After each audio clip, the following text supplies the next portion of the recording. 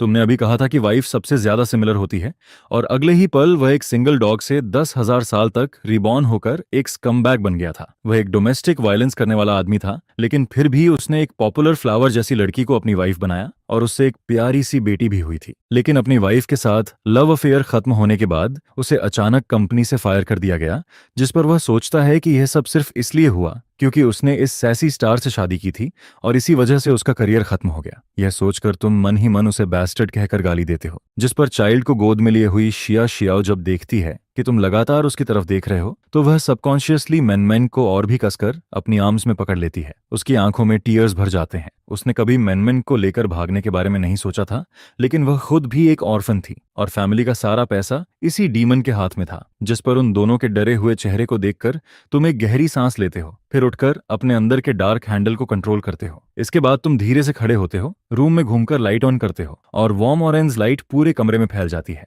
जिस पर पूरा रूम साफ दिखाई देने लगता है। सामने हर चीज बिखरी हुई पड़ी होती है, जिसे देखकर तुम बिना कुछ बोले पहले विंडो खोलते हो ताकि फ्रेश हवा अंदर आ सके। फिर उसके बाद तुम चुपचाप घर में पड़े एम्प्टी वीन बॉटल्स उठाने लगते हो। वहीं दूसरी तरफ शिया शियाओ अब भी मैंगमैंग को पकड़े हुए सोफा पर सिकुड़कर बैठी रहती है।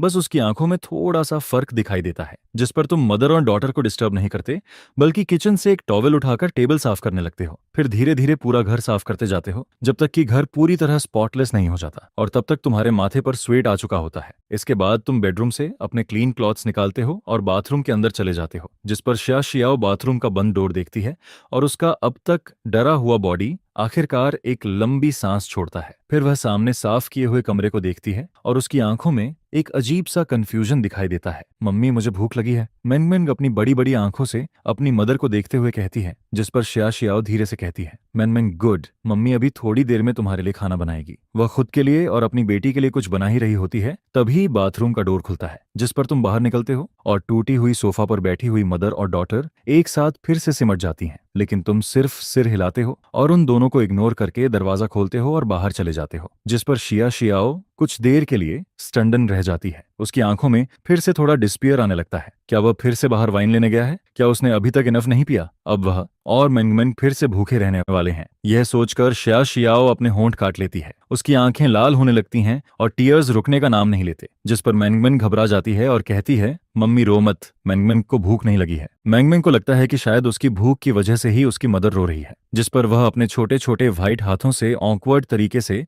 शिया शियाओ के फेस पर आए हुए टीयर्स पोंछने लगती है। लेकिन यह देखकर शिया शियाओ और भी ज्यादा रोने लगती है। इसके बाद वह कांपती हुई आवाज में कहती है, मेंगमेंग गुड, मम्मी तुम्हें सुला देती है, सो जाओगी तो भूख नहीं लगेगी। मम्मी कल सुबह जल्दी उठेगी और तुम्हारे लिए अच्छा खाना बनाएगी। मम्मी नहीं रो रही है। जिस पर शिया शियाओ धीरे धीरे एक लुलेबी गाने लगती है और मेंगमेंग को सुलाने लगती है। फिर जब मेंगमेंग की आंखें धीरे धीरे बंद होने लगती हैं, तब शिया शियाओ शादी के बाद के पिछले 2 सालों के बारे में सोचने लगती है, और उसे हर तरफ सिर्फ दुख ही दुख महसूस होता है। जिस पर आखिरकार वह फैसला कर लेती है कि वह कल इस जगह को छोड़ देगी और इस नरक से दूर चली जाएगी, चाहे बाहर जाकर उसे मरना ही क्यों ना पड़े, लेकिन यह इस डीमन के हाथों तड़प तड़प कर मरने से बेहतर होगा। तभी अचानक बाहर डोर की आवाज आती है। यह सुनकर शिया शियाओ, जो अभी भी अपने ख्यालों में खोई हुई थी, एकदम से कांप जाती है। फिर वह सबकॉन्शियसली मेंगमेंग के कानों को ढक लेती है और बाहर की हर आवाज को ध्यान से सुनने लगती है, जिस पर तुम डोर खोलकर अंदर आते हो। फिर सबकॉन्शियसली सोफा की तरफ देखते हो, और अगले ही पल तुम्हारे चेहरे पर हल्की सी खुशी आ जाती है, क्योंकि दोनों बेडरूम में वापस जा चुकी होती हैं। लेकिन तुम्हें याद आता है कि शायद उन्होंने अभी तक कुछ खाया नहीं है, जिस पर तुम अपने हाथ में पकड़े हुए फूड को देखते हो और कुछ पल के लिए रुक जाते हो। फिर थोड़ा सोचने के बाद तुम वह खाना टेबल पर रख देते हो और बेडरूम की तरफ बढ़ने लगते हो। वहीं दूसरी तरफ शिया शियाओ अपना पूरा बॉडी टेंस करके बैठी होती है। वह तुम्हारे फुटस्टेप्स को सुनती है, जो धीरे धीरे बेडरूम के पास आने लगते हैं, जिस पर वह अपने दिल में बस यही प्रे करती है कि तुम अंदर मत आना। लेकिन अगले ही पल बाहर से तुम्हारी आवाज आती है, मैंने तुम्हारे लिए खाना खरीदा है, अगर भूख लगी है तो बाहर आकर खा लेना, मैं आज रात टॉयलेट में सो जाऊंगा। यह सुनकर शिया शियाओ की आंखें अचानक बड़ी हो जाती हैं। फिर वह तुम्हारे फुटस्टेप्स को धीरे धीरे दूर जाते हुए सुनती है। इसके बाद रूम में फिर से सन्नाटा छा जाता है और सिर्फ शिया शियाओ की नर्वस ब्रीदिंग की आवाज पूरे बेडरूम में गूंजती रहती है, जिस पर ना जाने कब मेंगमेंग अपनी आंखें खोल देती है। उसने तुम्हारी आवाज साफ साफ सुन ली थी और अब वह क्यूरियोसिटी के साथ बंद डोर को देखने लगती है। फिर उसे खाने की बात याद आती है और उसे फिर से भूख महसूस होने लगती है, जिस पर वह धीरे से अपना स्लाइवा निगलती है और उम्मीद भरी नजरों से अपनी मदर की तरफ देखने लगती है। शा शियाओ अपनी बेटी की उन उम्मीद भरी आंखों को देखती है और फिर सिर नीचे कर लेती है, लेकिन इसके बाद वह किसी तरह हिम्मत जुटाती है और धीरे से बेडरूम के डोर तक जाकर उसे खोल देती है, जिस पर बाहर टेबल पर रखा हुआ खाना दिखाई देता है और उसकी खुशबू भी अंदर आने लगती है। यह देखकर शा शियाओ की आंखें फिर से भर जाती हैं। उसने सच में मदर और डॉटर के लिए खाना खरीदा था, लेकिन इस डीमन की अचानक दिखाई गई अच्छाई को देखकर शा शियाओ को खुशी नहीं होती, बल्कि उसके दिल में और भी ज्यादा डर पैदा होने लगता है। वह ऐसा क्यों कर रहा है? आखिर उसके मन में क्या चल रहा है? उसे अभी और क्या चाहिए? जिस पर मेंगमेंग अपने नंगे पैरों से भागते हुए बाहर आती है। वह अपने छोटे छोटे कदमों से डोर के पास जाती है और फिर दरवाजे की दरार से बाहर देखने लगती है। अगले ही पल उसकी आंखें चमक उठती हैं और उसके मुंह से अनअवेयरली स्लाइवा बाहर आने लगता है, लेकिन फिर भी वह अपनी मर्जी से आगे नहीं बढ़ती, बल्कि सिर उठाकर अपनी बड़ी बड़ी आंखों से बिना पलक झपकाए अपनी मदर की तरफ देखने लगती है। जिस पर शा शियाओ बेबस होकर अपनी आंखें बंद कर लेती है, एक गहरी सांस लेती है और फिर अपने होंठों पर जबरदस्ती एक माँ वाली स्माइल लाकर मेंगमेंग को उठा लेती है। मेंगमेंग गुड, चुपचाप खाना खाते हैं। जिस पर मेंगमेंग घबराकर हल्का सा अपना सिर हिला देती है और रूम के अंदर बैठे हुए तुम भी बाहर की आवाज सुन लेते हो, जिस पर तुम एक गहरी सांस लेते हो। फिर बाहर का माहौल थोड़ा समझने के बाद तुम दोबारा सोचने लगते हो, क्योंकि खाना खरीदने के बाद तुम्हें अभी पता चला था कि इस फैमिली के पास अब सिर्फ 1800 से भी थोड़ी ज्यादा सेविंग बची है और अब तुम्हें ही पैसा कमाना पड़ेगा। जिस पर कुछ देर बाद तुम अचानक सीधे बैठ जाते हो। तुम्हारी आंखें चमकने लगती हैं, क्योंकि तुम्हें अचानक याद आता है कि यह एक पैरेलल वर्ल्ड है। यह सोचकर तुम एक्साइटेड हो जाते हो। फिर तुरंत अपना मोबाइल उठाते हो और उसमें तेजी से सब कुछ चेक करने लगते हो। कुछ देर बाद तुम्हारे चेहरे पर स्माइल आ जाती है, क्योंकि यह दुनिया तुम्हारी मेमोरी जैसी ही है, लेकिन यहाँ का कल्चरल इनहेरिटेंस और एंटरटेनमेंट इंडस्ट्री तुम्हारी पुरानी दुनिया से पूरी तरह अलग है। जिस पर तुम अपना फोन कसकर पकड़ लेते हो और तुम्हारा दिमाग तेजी से चलने लगता है। फिर तुम्हें अपनी पुरानी दुनिया के कुछ क्लासिक सॉन्ग्स याद आने लगते हैं। वह एक एक करके धीरे धीरे तुम्हारे दिमाग में आने लगते हैं, लेकिन इसके बाद तुम्हारा बॉडी ज्यादा देर तक साथ नहीं देता, जिस पर तुम अपने थके हुए शरीर को घसीटते हुए बेड तक ले जाते हो और धीरे धीरे सो जाते हो। अगली सुबह ठीक 6 बजे तुम धीरे से डोर खोलते हो और बेडरूम से बाहर निकलते हो। तुम देखते हो कि डाइनिंग टेबल और किचन पहले से साफ पड़े हैं, जिस पर तुम्हें समझ आ जाता है कि यह शायद शे शियाओ ने रात को खाना खाने के बाद साफ किया था। फिर तुम कुछ देर वहीं खड़े होकर सोचते हो और उसके बाद चुपचाप बाथरूम में जाकर फ्रेश होने लगते हो। तुम्हें पता था कि शे शियाओ आमतौर पर सुबह 8 बजे उठकर खाना बनाती है, क्योंकि पहले तुम हर बार 10 बजे के बाद उठते थे और उसके बाद सिर्फ ड्रिंक करके बैठे रहते थे। जिस पर शे शियाओ और मेंगमेंग तुम्हारे बचे हुए खाने से ही काम चलाती थीं। ये सोचकर तुम फिर से एक गहरी सांस लेते हो और जल्दी जल्दी तैयार होने लगते हो। वहीं दूसरी तरफ रूम के अंदर शे शियाओ पहले से जाग चुकी होती है, लेकिन वह बाहर आने की हिम्मत नहीं कर पाती। फिर जब बाहर वॉशिंग की आवाज बंद हो जाती है और कुछ देर बाद डोर बंद होने की आवाज आती है, तो वह सोच में पड़ जाती है, जिस पर शे शियाओ थोड़ा क्यूरियस हो जाती है। उसकी नजर बेडरूम के दरवाजे पर टिक जाती है। क्या वह फिर से बाहर चला गया? फिर वह काफी देर तक इंतजार करती है, लेकिन बाहर से कोई आवाज नहीं आती, जिस पर आखिरकार वह हिम्मत जुटाती है, बेड से उतरती है और धीरे से बेडरूम का डोर खोलकर बाहर आ जाती है। बाहर आते ही वह महसूस करती है कि रूम में वाइन की स्मेल अब बहुत कम हो चुकी है और विंडो से आती फ्रेश हवा की खुशबू पूरे रूम में फैल रही है। यह सब देखकर शे शियाओ को सब कुछ अनरियल लगने लगता है, क्योंकि उसने बहुत लंबे समय से ऐसी फ्रेश हवा को फील नहीं किया था। जिस पर वह धीरे धीरे विंडो के पास जाती है और बाहर की दुनिया को देखने लगती है। फिर वह कुछ पल के लिए वहीं खड़ी रह जाती है, लेकिन तभी अचानक डोर खुलता है, जिस पर शे शियाओ घबरा जाती है और पलट कर देखने लगती है और फिर अगले ही पल वह वहीं फ्रीज हो जाती है, क्योंकि तुम वापस आ चुके होते हो। तुमने फ्रेश मीट, वेजिटेबल्स और राइस खरीदा हुआ होता है, क्योंकि घर में कुछ भी नहीं था। जिस पर तुम दोनों एक दूसरे को देखकर कुछ पल के लिए चुप रह जाते हो और इस बार तुम अपनी वाइफ को ठीक से देख पाते हो। वह बहुत खूबसूरत थी, तुम्हारी पुरानी दुनिया की इंटरनेट सेलिब्रिटीज से भी ज्यादा खूबसूरत, लेकिन वह बहुत ज्यादा पतली हो चुकी थी। उसका फेस भी जरूरत से ज्यादा पैल लग रहा था, जिसे देखकर साफ समझ आता है कि उसने बहुत समय से धूप नहीं देखी और ठीक से खाना भी नहीं खाया। जिस पर तुम उसे देखते रह जाते हो, लेकिन तभी शे शियाओ ऑकवर्ड होकर कहती है, क्या देख रहे हो? फिर वह खुद ही बात बदलते हुए कहती है, मैं ब्रेकफास्ट बनाती हूँ। इसके बाद वह जल्दी से तुम्हारे हाथ से वेजिटेबल्स लेती है और किचन की तरफ चली जाती है, लेकिन किचन की तरफ जाते हुए शे शियाओ को खुद अपने कानों पर भरोसा नहीं होता, क्योंकि उसने अभी तुम्हें हेलो कहा था और उसे यह भी समझ नहीं आता कि तुम अचानक खाना बनाना कब सीख गए। जिस पर वह किचन में तुम्हारी बिजी बैग को चुपचाप देखने लगती है। फिर उसके दिल में अचानक बहुत सारी शिकायतें और दुख भरने लगते हैं। वह अपने होंठ कसकर काट लेती है और उसकी आंखें धीरे धीरे भरने लगती हैं। ये सब क्या है? क्या तुम अचानक उस पर पिटी फील कर रहे हो? क्या तुम्हारा कॉन्शियस अब जाकर जागा है? तभी मेंगमेंग भी उठ जाती है। शायद उसे अपनी मदर दिखाई नहीं देती, जिस पर वह नंगे पैरों से भागती हुई बाहर आती है, लेकिन बाहर आते ही उसकी छोटी सी नोज खाने की खुशबू महसूस करती है और फिर वह तुरंत अपनी बड़ी बड़ी आंखों से किचन की तरफ देखने लगती है, जिस पर किचन में खड़े हुए तुम भी इस छोटे से लिटिल गाय को देख लेते हो। फिर तुम्हारे चेहरे पर हल्की सी स्माइल आ जाती है, लेकिन अगले ही पल मैंगमैन डर कर शिया शियाओ के पीछे छुप जाती है। यह देखकर तुम हेल्पलेस होकर अपनी नाक छूते हो। इसके बाद कुछ देर में खाना तैयार हो जाता है।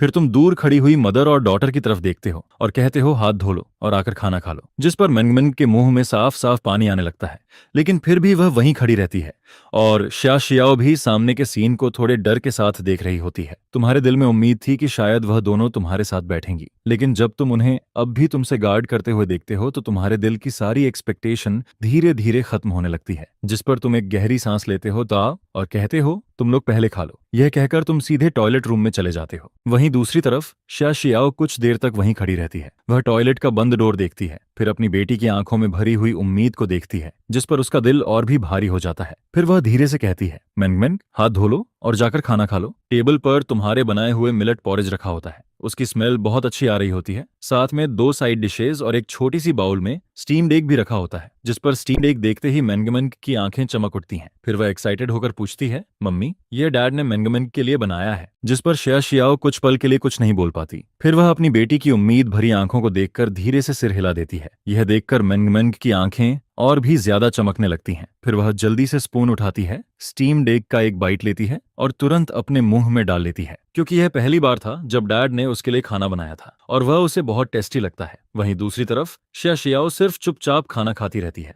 उसके दिल में बहुत कंफ्यूजन और स्ट्रगल चल रहा होता है। और इधर साइड रूम के अंदर बैठे हुए तुम भी अनअवेयरली अपनी नजर बंद डोर की तरफ कर लेते हो। तुम डेस्क के सामने बैठे होते हो। तुम्हें भी बहुत भूख लगी होती है, लेकिन तुम जानते हो कि बाहर वाली दोनों तुम्हारे साथ एक ही टेबल पर बैठकर खाना नहीं खा पाएंगी। तुम सिर हिलाकर ये सारे ख्याल अपने दिमाग से निकाल देते हो। फिर आखिर में अपना मोबाइल उठाते हो और इस दुनिया के प्लेटफॉर्म को खोलते हो। फिर आदत के मुताबिक ऊपर वाली हॉट सर्च लिस्ट देखने लगते हो, लेकिन अगले ही पल तुम्हारी आईब्रोज सिकुड़ जाती हैं। ये कैसा गार्बेज है? कब से ऐसे टेम्पररी बर्स्ट होने वाले लोग और इस तरह का बेकार कंटेंट भी हॉट सर्च पर आने लगा, जिस पर तुम्हारे दिमाग में एक प्लान आने लगता है। फिर तुम डेस्क से कुछ हाई पेपर निकालते हो और उन्हें टेबल पर फैला देते हो। इसके बाद तुम्हारा हाथ तेजी से पेपर पर चलने लगता है, क्योंकि तुम अपनी पुरानी दुनिया में एक सॉन्ग राइटर थे और अब बस दुनिया बदल गई है, स्किल नहीं। ये छोटी सी चीज तुम्हारे लिए बिल्कुल भी मुश्किल नहीं थी, जिस पर कुछ ही देर में तुम्हारे सामने एक पूरा स्कोर तैयार हो जाता है। फिर तुम बिना देर किए क्लोजेट में से एक गिटार निकालते हो। इसके बाद तुम गिटार को पकड़कर डेस्क के सामने बैठ जाते हो और अपने इमोशंस को तैयार करने लगते हो। फिर अगले ही पल तुम अपनी आंखें बंद कर लेते हो और तुम्हारी उंगलियां धीरे से गिटार पर चलने लगती हैं, जिस पर रूम में गिटार की आवाज गूंजने लगती है और बाहर चुपचाप खाना खा रही शिया शियाओ अचानक फ्रीज हो जाती है। उसे यकीन ही नहीं होता, क्या वह गिटार भी बजा सकता है? वह गिटार उसका था। शिया शियाओ बहुत अच्छे से जानती थी कि तुम गिटार बजाना नहीं जानते, कम से कम पहले तो बिल्कुल नहीं। लेकिन अब यह सब क्या हो रहा था, जिस पर गिटार की आवाज के साथ साथ तुम्हारी सिंगिंग भी धीरे धीरे सुनाई देने लगती है। जब हम बूढ़े हो जाएंगे, क्या तब भी तुम मेरे पास रहोगी? दूर आसमान की तरफ देखो, भले ही पुरानी बातें धीरे धीरे दूर होती जा रही हैं। कितने लोगों ने तुम्हारी आंखों में दिखने वाली उस परछाई से प्यार किया होगा, लेकिन वक्त के बेरहम बदलाव को आखिर कौन सह सकता है? तुम्हारी लाइफ में कितने लोग आए और चले गए, कितनी बातें थीं जो कभी कहीं नहीं गई, लेकिन मैं अपनी पूरी लाइफ सिर्फ तुम्हारे साथ बिताऊंगा। यह सुनकर शिया शियाओ पूरी तरह स्टंट रह जाती है। उसकी आंखों में डिसबिलीफ साफ दिखाई देने लगता है और दूसरी तरफ खुशी खुशी खाना खा रही मैंगमैन भी इस सिंगिंग की तरफ अट्रैक्ट हो जाती है, जिस पर वह अपने हाथ का स्पून रोक देती है और साइड रूम के बंद डोर की तरफ देखने लगती है। फिर वह अपना छोटा सा सिर टेढ़ा करके ध्यान से सुनने लगती है। मैंगमैन जानती थी कि यह उसके डैड की आवाज है, वही डैड जिसने पहली बार उसके लिए खाना बनाया था, और उसकी आवाज इतनी जेंटल थी कि शिया शियाओ ने इससे पहले कभी ऐसा नहीं सुना था। उसने यह सॉन्ग पहले कभी नहीं सुना था, लेकिन फिर भी वह इस सॉन्ग की पावर को फील कर सकती थी। इतनी खूबसूरत मेलोडी, उसे इमेजिन करना मुश्किल हो रहा था कि यह सब उसी डीमन के मुंह से निकल रहा है। लेकिन तभी सॉन्ग की अगली लाइन सुनाई देती है और यह सुनते ही शिया शियाओ खुद को रोक नहीं पाती, जिस पर उसके शोल्डर्स हल्के हल्के कांपने लगते हैं और उसकी आंखों से टीयर्स एक एक करके गिरने लगते हैं। 2 साल, पूरे 2 साल, पिछले 2 सालों से वह हर दिन डर के साथ जी रही थी। उसने 2 सालों से कोई म्यूजिक नहीं सुना था। उसने 2 सालों से घर के बाहर कदम तक नहीं रखा था। हर दिन सिर्फ किचन, खाना,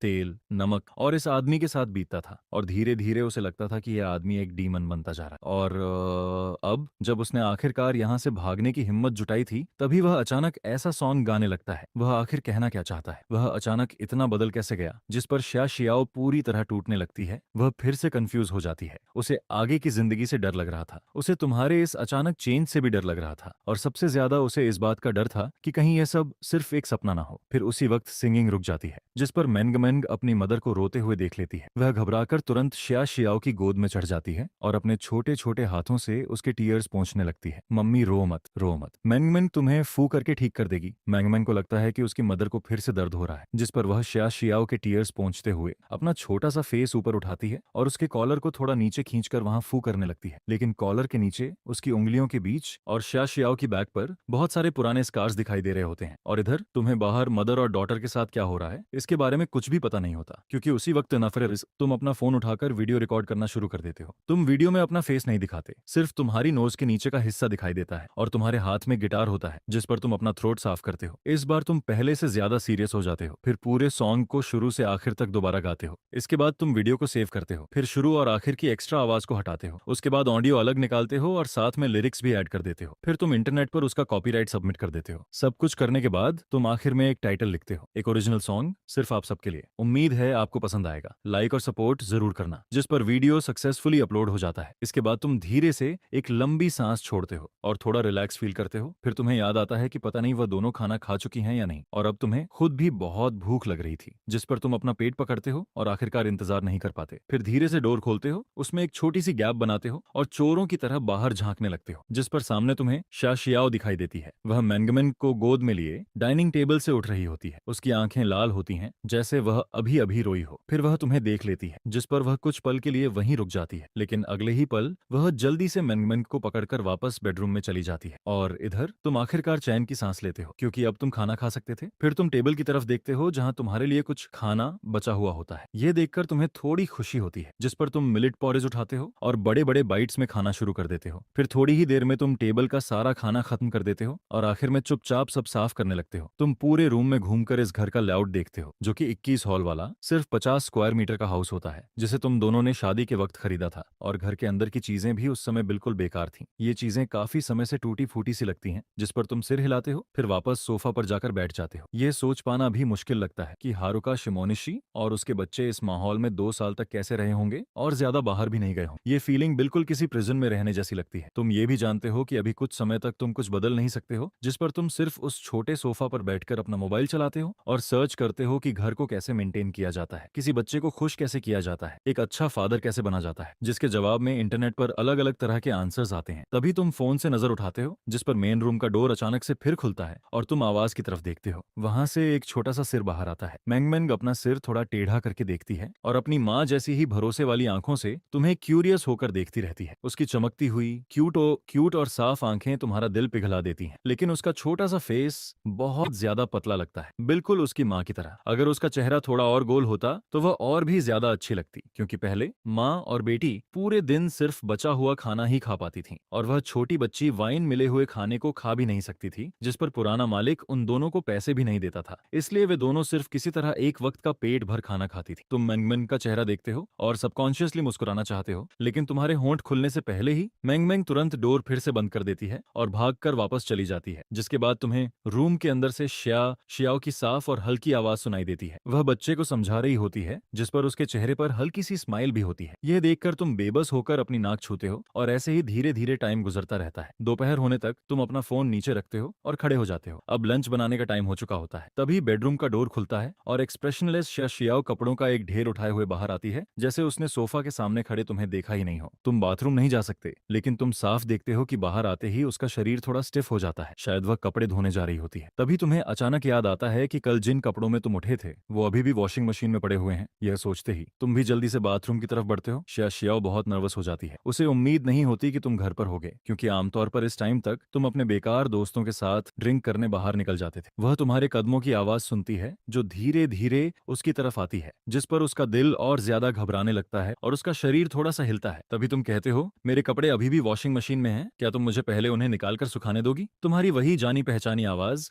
शियाओ के पीछे से आती है, जो वॉशिंग मशीन खोलने के लिए झुकी हुई होती है, और यह सुनकर वह बुरी तरह चौंक जाती है, जिस पर उसका शरीर और ज्यादा सिमट जाता है और वह बाथरूम के अंदर की तरफ खिसक जाती है। ध्यान से तुम फिर एक और बात कहते हो। तब शियाओ को समझ आता है कि तुम उससे उसकी परमिशन मांग रहे हो। उसकी आंखें इधर उधर देखने लगती हैं और वह तुम्हारी तरफ देखने की हिम्मत नहीं कर पाती। फिर धीरे से कहती है, तुम पहले कर लो, थैंक यू। तुम अपने हाथों की मुट्ठी कसते हो, क्योंकि तुम्हारे हाथ हल्के से कांप रहे होते हैं और तुम्हारी आंखों में शर्म, गुस्सा और दर्द सब एक साथ होता है, क्योंकि अभी तुमने साफ देखा था शियाओ की गर्दन के नीचे बैंगनी लाल लाल खून के निशान बने हुए हैं, जिस पर तुम वॉशिंग मशीन के अंदर से कपड़े निकालने लगते हो, लेकिन उसकी तरफ आगे नहीं देखते हो। फिर तुम बस इतना कहते हो, मैं थोड़ी देर में लंच बना देता हूँ, मेंगमेंग को खाना खाने के लिए बुला देना। जिसके जवाब में शिया शियाओ धीरे से कहती है, मेंगमेंग सो गई है, मैं उसे थोड़ी देर बाद उठा दूंगी। इतना कहकर वह फिर से अंदर सिमट जाती है। उसका पूरा शरीर और हालत बिखरी हुई लगती है। तुम जानते हो कि यहाँ खड़े रहने से उस पर सिर्फ और प्रेशर पड़ेगा, जिस पर तुम मजबूरी में अपनी नाक छूते हो, वॉशिंग मशीन से कपड़े उठाते हो और जल्दी से बालकनी में जाकर उन्हें सुखाने के लिए टांग देते हो। फिर उसके बाद तुम सीधे किचन में चले जाते हो। उधर शिया शियाओ को थोड़ी देर बाद होश आता है। वह कांपते हुए अपने कपड़े वॉशिंग मशीन में डालती है, लेकिन उसकी नजर बार बार अनअवेयरली किचन की तरफ चली जाती है। आखिर उसे क्या हो रहा है? शिया शियाओ सबकॉन्शियसली अपनी नाक छूती है और फिर अचानक रुक जाती है। उसे समझ ही नहीं आता कि उसे यह आदत कब से पड़ गई। शिया शियाओ ऐसे ही वॉशिंग मशीन के सामने खड़ी रहती है और मशीन के घूमने की आवाज सुनती रहती है, जिस पर उसका दिल बहुत उलझा हुआ महसूस करता है। जब सारे कपड़े धुल जाते हैं तब वह उन्हें निकालती है और बालकनी में सुखाने चली जाती है, जबकि वह आदमी अब तक किचन में लगा रहता है और पूरी तेजी से काम करता रहता है। मेंगमेंग शिया शियाओ के बुलाने का इंतजार नहीं करती है, बल्कि वह खुद ही उठ जाती है। वह नंगे पैर छोटे छोटे कदमों से डोर खोलती है। उसके दोनों छोटे हाथ अब भी अपनी आंखें मल रहे होते हैं। उसकी स्लीपी आंखें और बड़ी बड़ी क्यूट आंखें अगले ही पल किचन में खड़े उस आदमी को देखती हैं, जिस पर उसकी खूबसूरत बड़ी आंखें अचानक चमक उठती हैं। फिर वह क्यूरियोसिटी से किचन के दरवाजे के पास आकर खड़ी हो जाती है और तुम्हारी बैग को देखती रहती है। उसी समय शिया शियाओ कपड़े सुखाकर पीछे मुड़ती है और यह सीन देखती है। मेंगमेंग का छोटा सा क्यूट फेस उम्मीद से भरा हुआ होता है। तुम किचन में काम करते रहते हो, जिसे देखकर शिया शियाओ का दिल अचानक थोड़ा टूट जाता है। फिर जब तुम खाना टेबल पर रख देते हो, उसके बाद वह जल्दी से घर के बाहर चली जाती है। डोर बंद होने की आवाज सुनकर शिया शियाओ अपने चेहरे पर आए आंसू जल्दी जल्दी पोंछती है, अपने होंठ काटती है, फिर खड़ी होती है, मेंगमेंग को गोद में उठाती है और डाइनिंग टेबल तक आती है। इस समय उसके दिल में क्या चल रहा है यह कोई नहीं जानता, यहाँ तक कि उसे खुद भी नहीं पता होता कि वह क्या सोच रही है। खाना अब भी ब्रेकफास्ट की तरह बहुत स्वादिष्ट होता है। छोटी मेंगमेंग पहले ही केक खा चुकी होती है, लेकिन माँ बेटी का यह शांत लंच अचानक डोर खुलने की आवाज से टूट जाता है, जिस पर दोनों सबकॉन्शियसली ऊपर देखती हैं। तभी वे तुम्हें एक बड़ा बैग उठाए हुए अंदर आते देखती हैं। मेंगमेंग का शरीर तुरंत शिया शियाओ की तरफ थोड़ा झुक जाता है। उसके हाथ में एक छोटा स्पून होता है, जिससे वह स्टीम्ड एग का एक छोटा बाइट लेकर अपने मुंह में डालती है, लेकिन उसकी बड़ी आंखें लगातार तुम्हारी हर मूवमेंट को देखती रहती हैं, जबकि तुम अपनी नजरें नीचे कर लेते हो। मैं डरी हुई माँ और बेटी की तरफ देखने की हिम्मत नहीं करता, बस सोफा के पास जाकर हाथ में पकड़ा बैग नीचे रख देता हूँ और फिर थोड़ी भारी आवाज में कहता हूँ, मैं तुम्हारे लिए कुछ दवाइयां लेकर आया हूँ, उन्हें यूज कर लेना, और बच्चे के लिए एक टॉय भी लाया हूँ। मुझे नहीं पता उसे पसंद आएगा या नहीं, लेकिन मैंने सोचा बाकी छोटी लड़कियों के पास होता है तो उसके पास भी होना चाहिए। जिस पर शिया शियाओ कोई जवाब नहीं देती। तुम भी ये सब कहने के बाद कुछ देर चुप रहते हो, फिर कहते हो, मुझे पता है तुम मुझ पर भरोसा नहीं करोगी, लेकिन कुछ बातें हैं जो मुझे फिर भी कहनी है। मैं अब आगे कभी ड्रिंक नहीं करूंगा, मैं अब तुम्हें कभी नहीं मारूंगा। तुम और मेंगमेंग हमेशा घर में रहते हो, इसलिए इतना डरा मत करो। बच्ची अभी बहुत छोटी है और घर का यह माहौल उसके लिए अच्छा नहीं है। इतना सब तुम एक ही सांस में कह देते हो, जिस पर तुम्हें सिर्फ इतना महसूस होता है कि दिल में दबा हुआ बोझ थोड़ा हल्का हुआ है। इसके बाद तुम शिया शियाओ के जवाब का इंतजार भी नहीं करते और चुपचाप वापस अपने कमरे की तरफ चले जाते हो। उधर शिया शियाओ तुम्हारी जाती हुई बैग को देखती रहती है। फिर जब वह देखती है कि डोर बंद हो गया है, तब उसे और भी समझ नहीं आता कि वह क्या बोले। सिर्फ एक दिन में इस आदमी के अचानक बदल जाने को देखकर भी उसका दिल अब तक पूरी तरह से मान नहीं पाता। उधर बेडरूम में बैठे तुम इस समय और भी ज्यादा खराब मूड में होते हो। तुम्हारी आंखें लाल हो चुकी होती हैं। बाहर रहते हुए भी तुमने खुद को बहुत संभाला था, लेकिन अगर पॉसिबल होता तो तुम कभी यहाँ आते ही नहीं। तुम ये सब कुछ जानना ही नहीं चाहते थे जो यहाँ हुआ था, खासकर जब तुम शिया शियाओ को देखते हो और उसके शरीर पर बने हुए निशान देखते हो, जिस पर तुम्हारे दिल का दबाव और भी ज्यादा भारी हो जाता है। सिर्फ एक दिन इस घर में रहने के बाद ही तुम्हारा दिल इतना टूट चुका होता है कि जैसे अब बस बिखरने वाला हो। तुम्हारे लिए यह समझना सच में मुश्किल हो जाता है कि कोई इंसान अपने ही परिवार के साथ इतना बुरा कैसे कर सकता है। शिया शियाओ खाना खाती है, लेकिन फिर भी तुम्हारे लिए थोड़ा खाना छोड़ देती है। फिर वह टेबल पर रखे बैग को देखती है, कुछ देर सोचती है और आखिर में मेंगमेंग का हाथ पकड़कर बाहर चली जाती है, जिस पर तुम अपने रूम में पास वाले डोर के बंद होने की आवाज सुनते हो और समझ जाते हो कि माँ बेटी खाना खाकर जा चुकी हैं। फिर तुम उठते हो और रूम से बाहर आते हो। तभी तुम देखते हो कि टी टेबल पर रखा बैग अब तक खोला भी नहीं गया है और वैसे ही पड़ा हुआ है, जिस पर तुम होंठ भींचते हो, एक लंबी सांस लेते हो और समझ नहीं पाते कि अब क्या करना चाहिए। इसलिए तुम सिर्फ दरवाजे के पास बैठकर खाना खाने लगते हो। तभी मेंगमेंग फिर से अपना छोटा सा सिर बाहर निकालती है और क्यूरियोसिटी से तुम्हें खाना खाते हुए देखती रहती है, जिस पर तुम एक बार फिर कोशिश करते हो और उसकी तरफ देखकर मुस्कुराते हो। इस बार आखिरकार तुम्हारी कोशिश काम कर जाती है। छोटी बच्ची डरकर भागती नहीं है, बल्कि वहीं खड़ी रहकर तुम्हें देखती रहती है, जिस पर तुम्हारे दिल को थोड़ा सुकून मिलता है। तुम्हारे अंदर जो दबा हुआ दर्द था, वह भी इस छोटी सी क्यूट बच्ची को देखकर थोड़ा ठीक होने लगता है। फिर तुम अपने हाथ से चॉपस्टिक नीचे रखते हो और अपनी जिंदगी की सबसे नरम आवाज में उसे बुलाते हो, मेंगमेंग। तुम्हारे अचानक बोलने पर छोटी बच्ची का शरीर हल्का सा कांपता है, लेकिन वह वापस अंदर नहीं जाती, बल्कि पहले वह पीछे मुड़कर रूम की तरफ देखती है जैसे किसी से हिम्मत मिल रही हो, और फिर धीरे से दोबारा तुम्हारी तरफ देखती है, जिसके बाद उसकी छोटी और कमजोर सी आवाज उसके मुंह से निकलती है, डैड। यह आवाज सुनते ही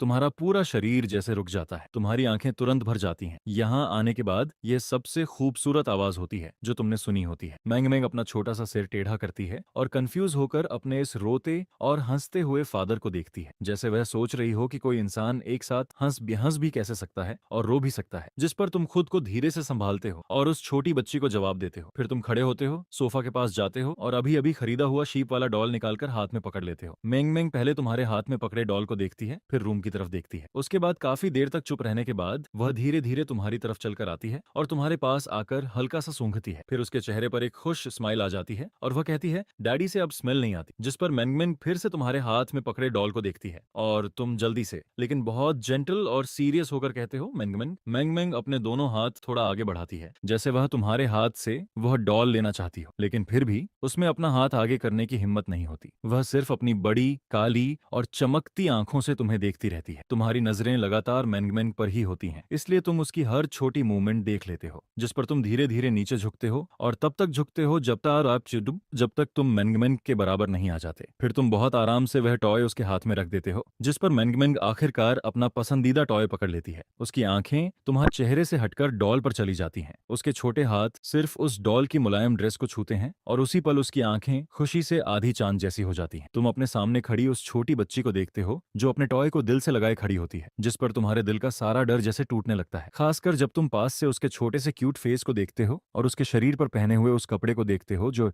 इतना धुल चुका होता है कि उसका रंग तक उड़ गया होता है और वह कपड़ा उसके लिए साफ छोटा पड़ चुका होता है। यह देखकर तुम्हारा दिल जैसे सच में चुभ जाता है। वह सिर्फ 3 साल की है, उसे तो हथेलियों पर रखकर प्यार मिलना चाहिए था, लेकिन अभी वह सिर्फ एक छोटे से टॉय की वजह से इतनी खुश हो रही होती है, जिस पर तुम अपने दांत भींचते हो, जल्दी से अपनी आंखें पोंछते हो और फिर एक स्माइल निकालते हो। इसके बाद तुम बस चुपचाप मेंग मेंग को अपने पास खेलते हुए देखते रहते हो। उधर रूम के अंदर शिया शियाओ इस समय और भी ज्यादा नर्वस होती है। उसे नहीं पता होता कि वह जो कर रही है वह सही है या गलत, लेकिन वह तुम्हारी पहले कही हुई बात से सहमत होती है। बच्ची अभी बहुत छोटी है, उसे इस माहौल में बड़ा नहीं होना चाहिए, इसलिए मेंग मेंग को तुम्हारे पास आने देना अभी उसके लिए सबसे ज्यादा हिम्मत वाली बात होती है। बाहर से मेंग मेंग की हंसी बार बार सुनाई देती रहती है, जिस पर शिया शियाओ बेड पर चुपचाप बैठी रहती है और धीरे धीरे अपने आंसू पोंछती रहती है। ज्यादा देर नहीं होती और मेंग मेंग को फिर से नींद आने लगती है। वह उस डॉल को कसकर पकड़ती है और अपने उस फादर को देखती रहती है जो अब भी उसकी तरफ देखकर मुस्कुरा रहा होता है। छोटे से चेहरे पर कुछ पल के लिए उलझन दिखती है, फिर वह पलटती है और भागकर वापस बेडरूम में चली जाती है। तुम बस उस छोटी बच्ची को जाते हुए देखते रहते हो, फिर अपनी नाक छूते हो और चुपचाप मुस्कुरा देते हो। लगता है अब तुम्हें इस छोटी बच्ची के लिए एक सही पेयर ऑफ शूज भी खरीदने होंगे। हमेशा नंगे पैर घूमना अच्छी आदत नहीं है और तुम्हें यह नहीं पता होता कि इसी समय तुम्हारे एक दिन पहले किए गए काम ने असर दिखाना शुरू कर दिया है। उधर एक ऑफिस में वह सोर्स को देखकर भौहें सिकोड़ती है। उसके चेहरे पर सीरियस एक्सप्रेशन होता है। तभी डोर खुलता है और टेक्नीशियन शाओली अंदर आता है। वह हाथ में टैबलेट पकड़े होता है और अपने सामने खड़ी हमेशा स्ट्रॉन्ग और स्ट्रिक्ट रहने वाली बॉस को देखकर माथे का पसीना पोंछता है। डायरेक्टर यांग, मुझे एक स्पेशल सिचुएशन रिपोर्ट करनी है, जिस पर यांग चैनल इन अब भी फाइल देख रही होती है। वह भौहें सिकोड़कर शाओली के हाथ से टैबलेट लेती है और कहती है, इतनी घबराहट किस बात की है? ऐसा पहली बार थोड़ी हुआ है, बताओ इस बार कौन सा बड़ा इंटरनेट सेलिब्रिटी गिर गया? जिस पर शाओली धीरे से कहता है, कोई बड़ा इंटरनेट सेलिब्रिटी नहीं है, ये एक नया अकाउंट है जो आज ही रजिस्टर हुआ है, लेकिन अभी कुछ देर पहले इस अकाउंट की एक वीडियो प्लेटफॉर्म पर आई और सिर्फ 2 घंटे में हॉट सर्च में पहुंच गई। अभी ये 5वें नंबर पर है और सबसे बड़ी बात, इस वीडियो को हमने खुद पुश भी नहीं किया, इसमें सिर्फ एक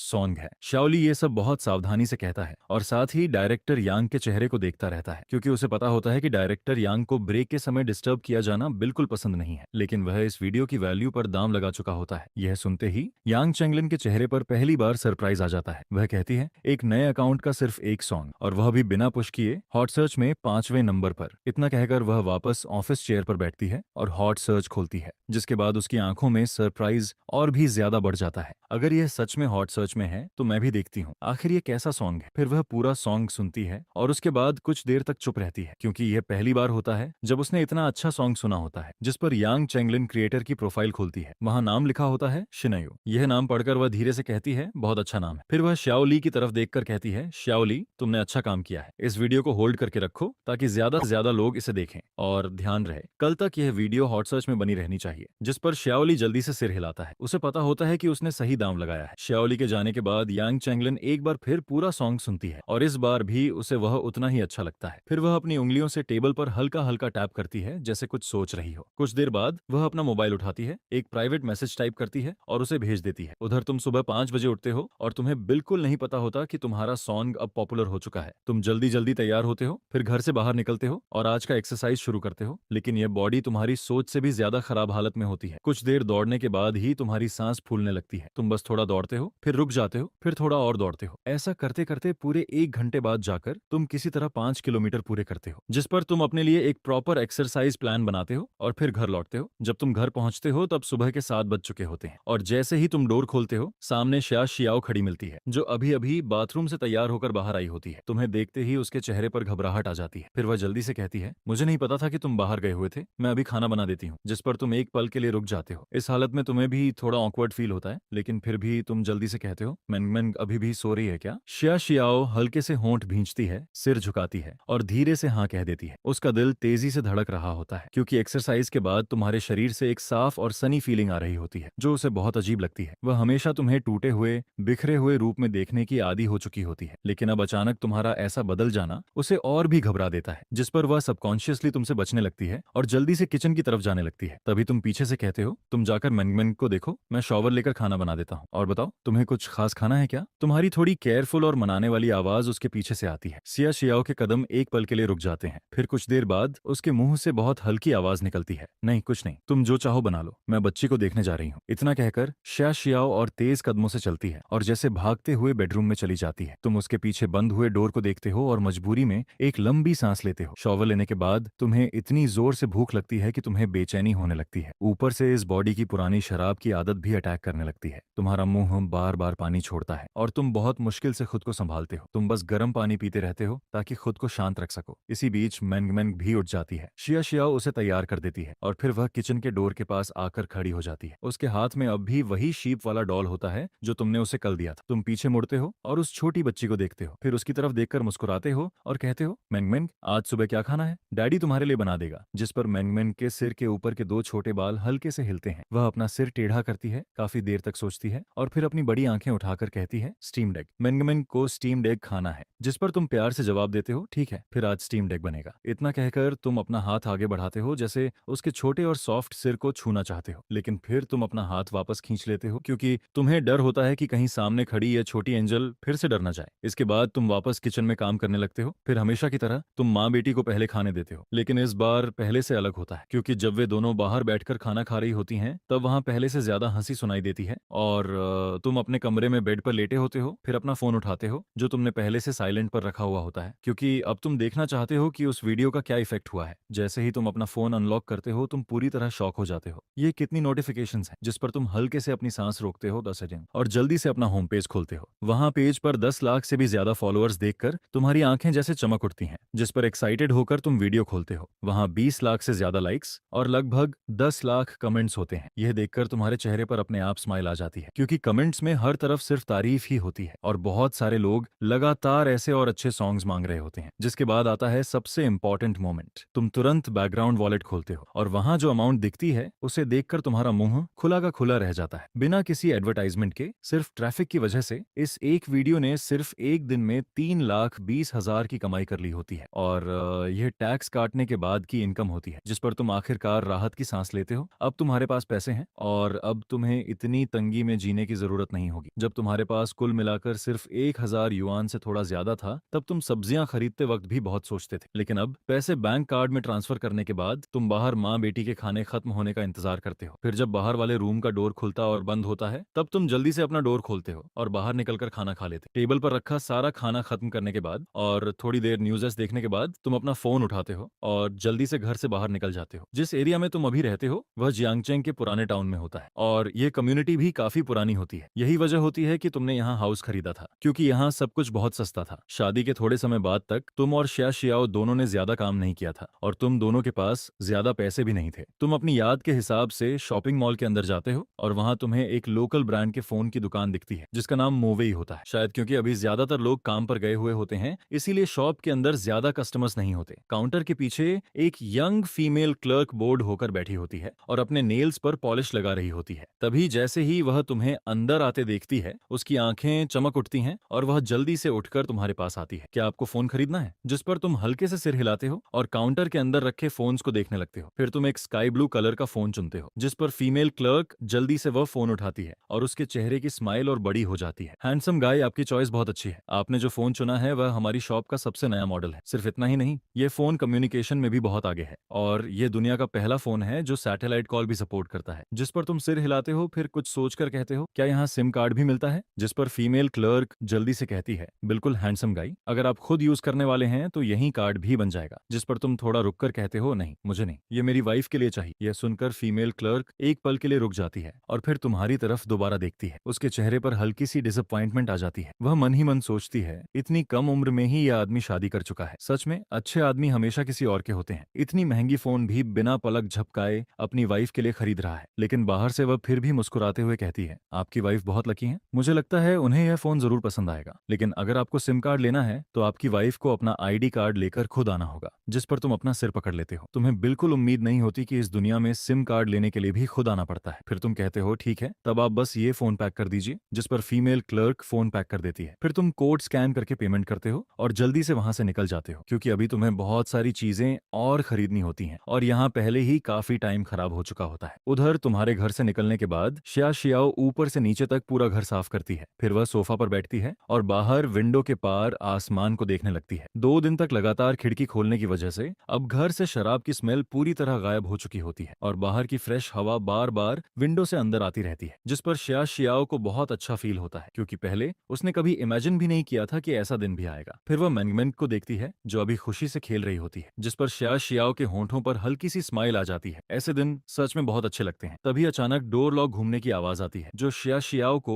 उसकी सोच से बाहर निकाल देती है। मैंगमेंग भी जल्दी से उठती है, अपने शीप वाले डॉल को पकड़ती है और शियाओ की गोद में छिप जाती है। उधर बाहर से कुछ आवाजें आती हैं और तुम्हारी जानी पहचानी आवाज भी सुनाई देती है। धीरे, ध्यान से, इसे गिराना मत। यह सुनकर शियाओ जल्दी से मैंगमेंग को उठाती है और बेडरूम में जाने वाली होती है, लेकिन फिर भी क्यूरियोसिटी की वजह से वह डोर की तरफ देखती है, जिस पर सबसे पहले उसे तुम दिखाई देते हो सपा, और तुम्हारे साथ एक अनजान आदमी भी होता है। तुम दोनों मिलकर एक क्रीम कलर का क्लाउड स्टाइल सोफा घर के अंदर लेकर आ रहे होते हो। फिर तुम शियाओ को देखते हो और उसे देखते ही तुम्हारे चेहरे पर साफ खुशी आ जाती है। फिर तुम मुस्कुराकर कहते हो, क्या तुम मेरे लिए और इन लोगों के लिए कुछ हॉट वाटर ला सकती हो? जिस पर शियाओ, जिसने बहुत समय से किसी बाहर वाले इंसान से बात नहीं की होती, एक पल के लिए घबरा जाती है, लेकिन फिर जल्दी से संभल कर कहती है, ठीक है, मैं लेकर आती हूँ। इतना कहकर वह मैंगमेंग को गोद में लेकर जल्दी से किचन में चली जाती है और तुम्हारे चेहरे की स्माइल और भी बड़ी हो जाती है। हालांकि इस समय तुम्हारे पूरे शरीर पर पसीना होता है, लेकिन फिर भी तुम साफ और पहले से बिल्कुल अलग लग रहे होते हो। फिर तुम और वर्कर्स मिलकर नया सोफा घर के अंदर रखते हो और उसके बाद पुराने टूटे हुए सोफा को बाहर निकाल देते हो, जिस पर नए फर्नीचर के घर के अंदर आते ही पूरा घर पहले से बिल्कुल अलग लगने लगता है। घर का लुक एक पल में बदल जाता है। जो पुराना और टूटा फूटा घर था वह अचानक से नया लगने लगता है और उसमें फिर से थोड़ी सी लाइफ महसूस होने लगती है। पुराने फर्नीचर को आखिर में तुम 800 युआन में बेच देते हो, जिस पर शियाओ को थोड़ा दुख होता है, क्योंकि चाहे वह फर्नीचर पुराने थे लेकिन अभी भी ठीक थे। सिर्फ 800 युआन बेचना सच में बहुत ज्यादा नुकसान था, लेकिन इस समय उसे इससे भी ज्यादा यह जानने की क्यूरियोसिटी होती है कि तुम्हारे पास इतना पैसा आया कहां से, क्योंकि उसके हिसाब से इस घर में अब तक तो पैसे लगभग खत्म हो जाने चाहिए थे। वर्कर्स को भेजने के बाद तुम फिर से एक बड़ा बैग लेकर लिविंग रूम में वापस आते हो। तुम अपने किए हुए काम को देखकर काफी सेटिस्फाइड होते हो, क्योंकि जो लिविंग रूम पहले बहुत छोटा और खाली लगता था अब वह अचानक से भर गया होता है। क्या अब इसमें थोड़ा घर जैसा फील नहीं आता? इतना कहकर तुम अपने हाथ का बैग नए कॉफी टेबल पर रख देते हो। उधर किचन में खड़ी माँ बेटी अब भी वहीं चुपचाप खड़ी होती हैं। इस समय मैंगमेंग को शियाओ ने नीचे उतार दिया होता है। वह अपनी माँ के पैरों को पकड़कर खड़ी होती है और क्यूरियोसिटी से बार बार नए घर को देखती रहती है। साफ दिख रहा होता है कि वह घर में आई इन नई चीजों को ध्यान से देख रही है, जिस पर तुम्हारे चेहरे पर स्माइल आ जाती है। तुम्हारी आंखें खुशी से छोटी हो जाती हैं और तुम्हें अचानक एक अचीवमेंट जैसा फील होता है। फिर तुम कॉफी टेबल पर रखे बड़े बैग में हाथ डालते हो और उसमें से एक बड़ा पिंक टॉय निकालकर टेबल पर रख देते हो, लेकिन तुम्हारी नजरें लगातार मैंगमेंग पर ही होती हैं और जैसा तुमने सोचा था, टॉय देखते ही मैंगमेंग की आंखें अचानक उसकी तरफ खिंच जाती हैं। वह टॉय को लगातार देखती रहती है और धीरे से एक कदम आगे बढ़ाती है। उसका एक छोटा हाथ अब भी शीप वाले डॉल को पकड़े होता है, जबकि दूसरा हाथ शियाओ के कपड़े को पकड़े रहता है। वह थोड़ा आगे झुकती है, जैसे साफ देखना चाहती हो कि तुम्हारे हाथ में आखिर कैसा टॉय है, जिस पर तुम उसकी तरफ हाथ हिलाते हो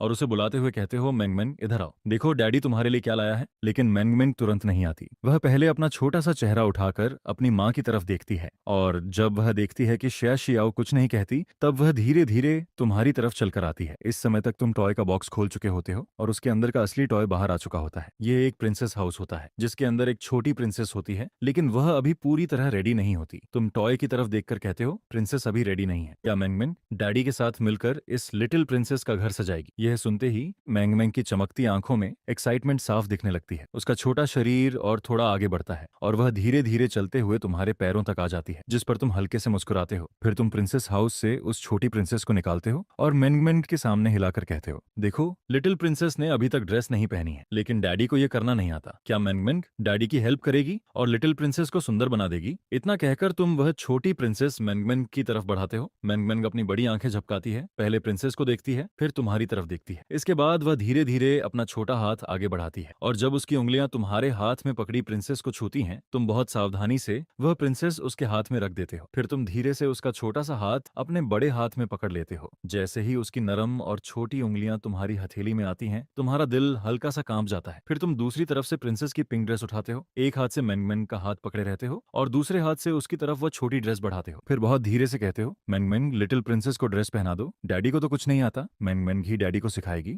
मैंगमैंग तुम्हारे हाथ की गर्माहट महसूस करती है। उसे लगता है डैडी के हाथ मॉम के हाथों से भी ज्यादा गर्म है। फिर वह सामने की लिटिल प्रिंसेस को देखती है और उसके बाद तुम्हारी तरफ देखती है। अगले ही पल वह अचानक हंस पड़ती है। डैड कितने स्टूपिड हैं, मैंगमैंग डैडी को सिखाएगी। इतना कहते ही उसके छोटे छोटे सफेद दांत दिखाई देने लगते हैं। वह पूरी तरह तुम्हारे पास तुम्हारी टांग के सहारे खड़ी होती है। फिर वह तुम्हारे हाथ से वह छोटी ड्रेस लेती है और बहुत सीरियसली लिटिल प्रिंसेस को पहनाने लगती है, जिस पर तुम भी हंस देते हो और सच में उसकी बात मानकर उससे सीखने लगते हो कि लिटिल प्रिंसेस को ड्रेस कैसे पहनाते हैं। उस पल यह छोटा सा कमरा अचानक बहुत वार्म महसूस होने लगता है। उधर साइड में खड़ी शिया शियाओ किचन के दरवाजे के पास चुपचाप यह सब देख रही होती है। उसके सामने का यह सीन बिल्कुल किसी खूबसूरत सपना जैसा लगता है, जिस पर उसकी आंखें धीरे धीरे भरने लगती हैं। ज्यादा देर नहीं लगती और मैंगमैंग तुम्हारे साथ मिलकर प्रिंसेस को सजाने में लग जाती है। तभी तुम अचानक ऊपर देखते हो और किचन के दरवाजे के पास खड़ी शिया शियाओ पर नजर जाती है। उसने हल्के ब्लू कलर की वह शर्ट पहनी होती है जिसका रंग अब कई बार धुलने की वजह से फीका पड़ चुका होता है, लेकिन उसे देखते ही तुम्हारी आंखें अचानक रुक जाती हैं, क्योंकि तुम्हें अचानक याद आता है यह एक पेरेंट चाइल्ड आउटफिट था जिसे मैंगमैंग के दूसरे बर्थडे पर शिया शियाओ ने चुपके से खरीदा था। लेकिन बाद में जब पुराने वाले आदमी को इसके बारे में पता चला, तब उसने शिया शियाओ को बहुत मारा था और उसका फोन भी बेच दिया था। ये सब याद आते ही तुम अचानक चुप हो जाते हो। फिर अगले ही पल तुम तेजी से उठते हो और सीधे बाथरूम की तरफ भागते हो, जिस पर तुम बाथरूम में जाकर जोर जोर से उल्टी करने लगते हो। अब तुम्हें समझ आता है कि अगर किसी इंसान के अंदर थोड़ी भी ह्यूमैनिटी हो तो इस आदमी के किए हुए कामों को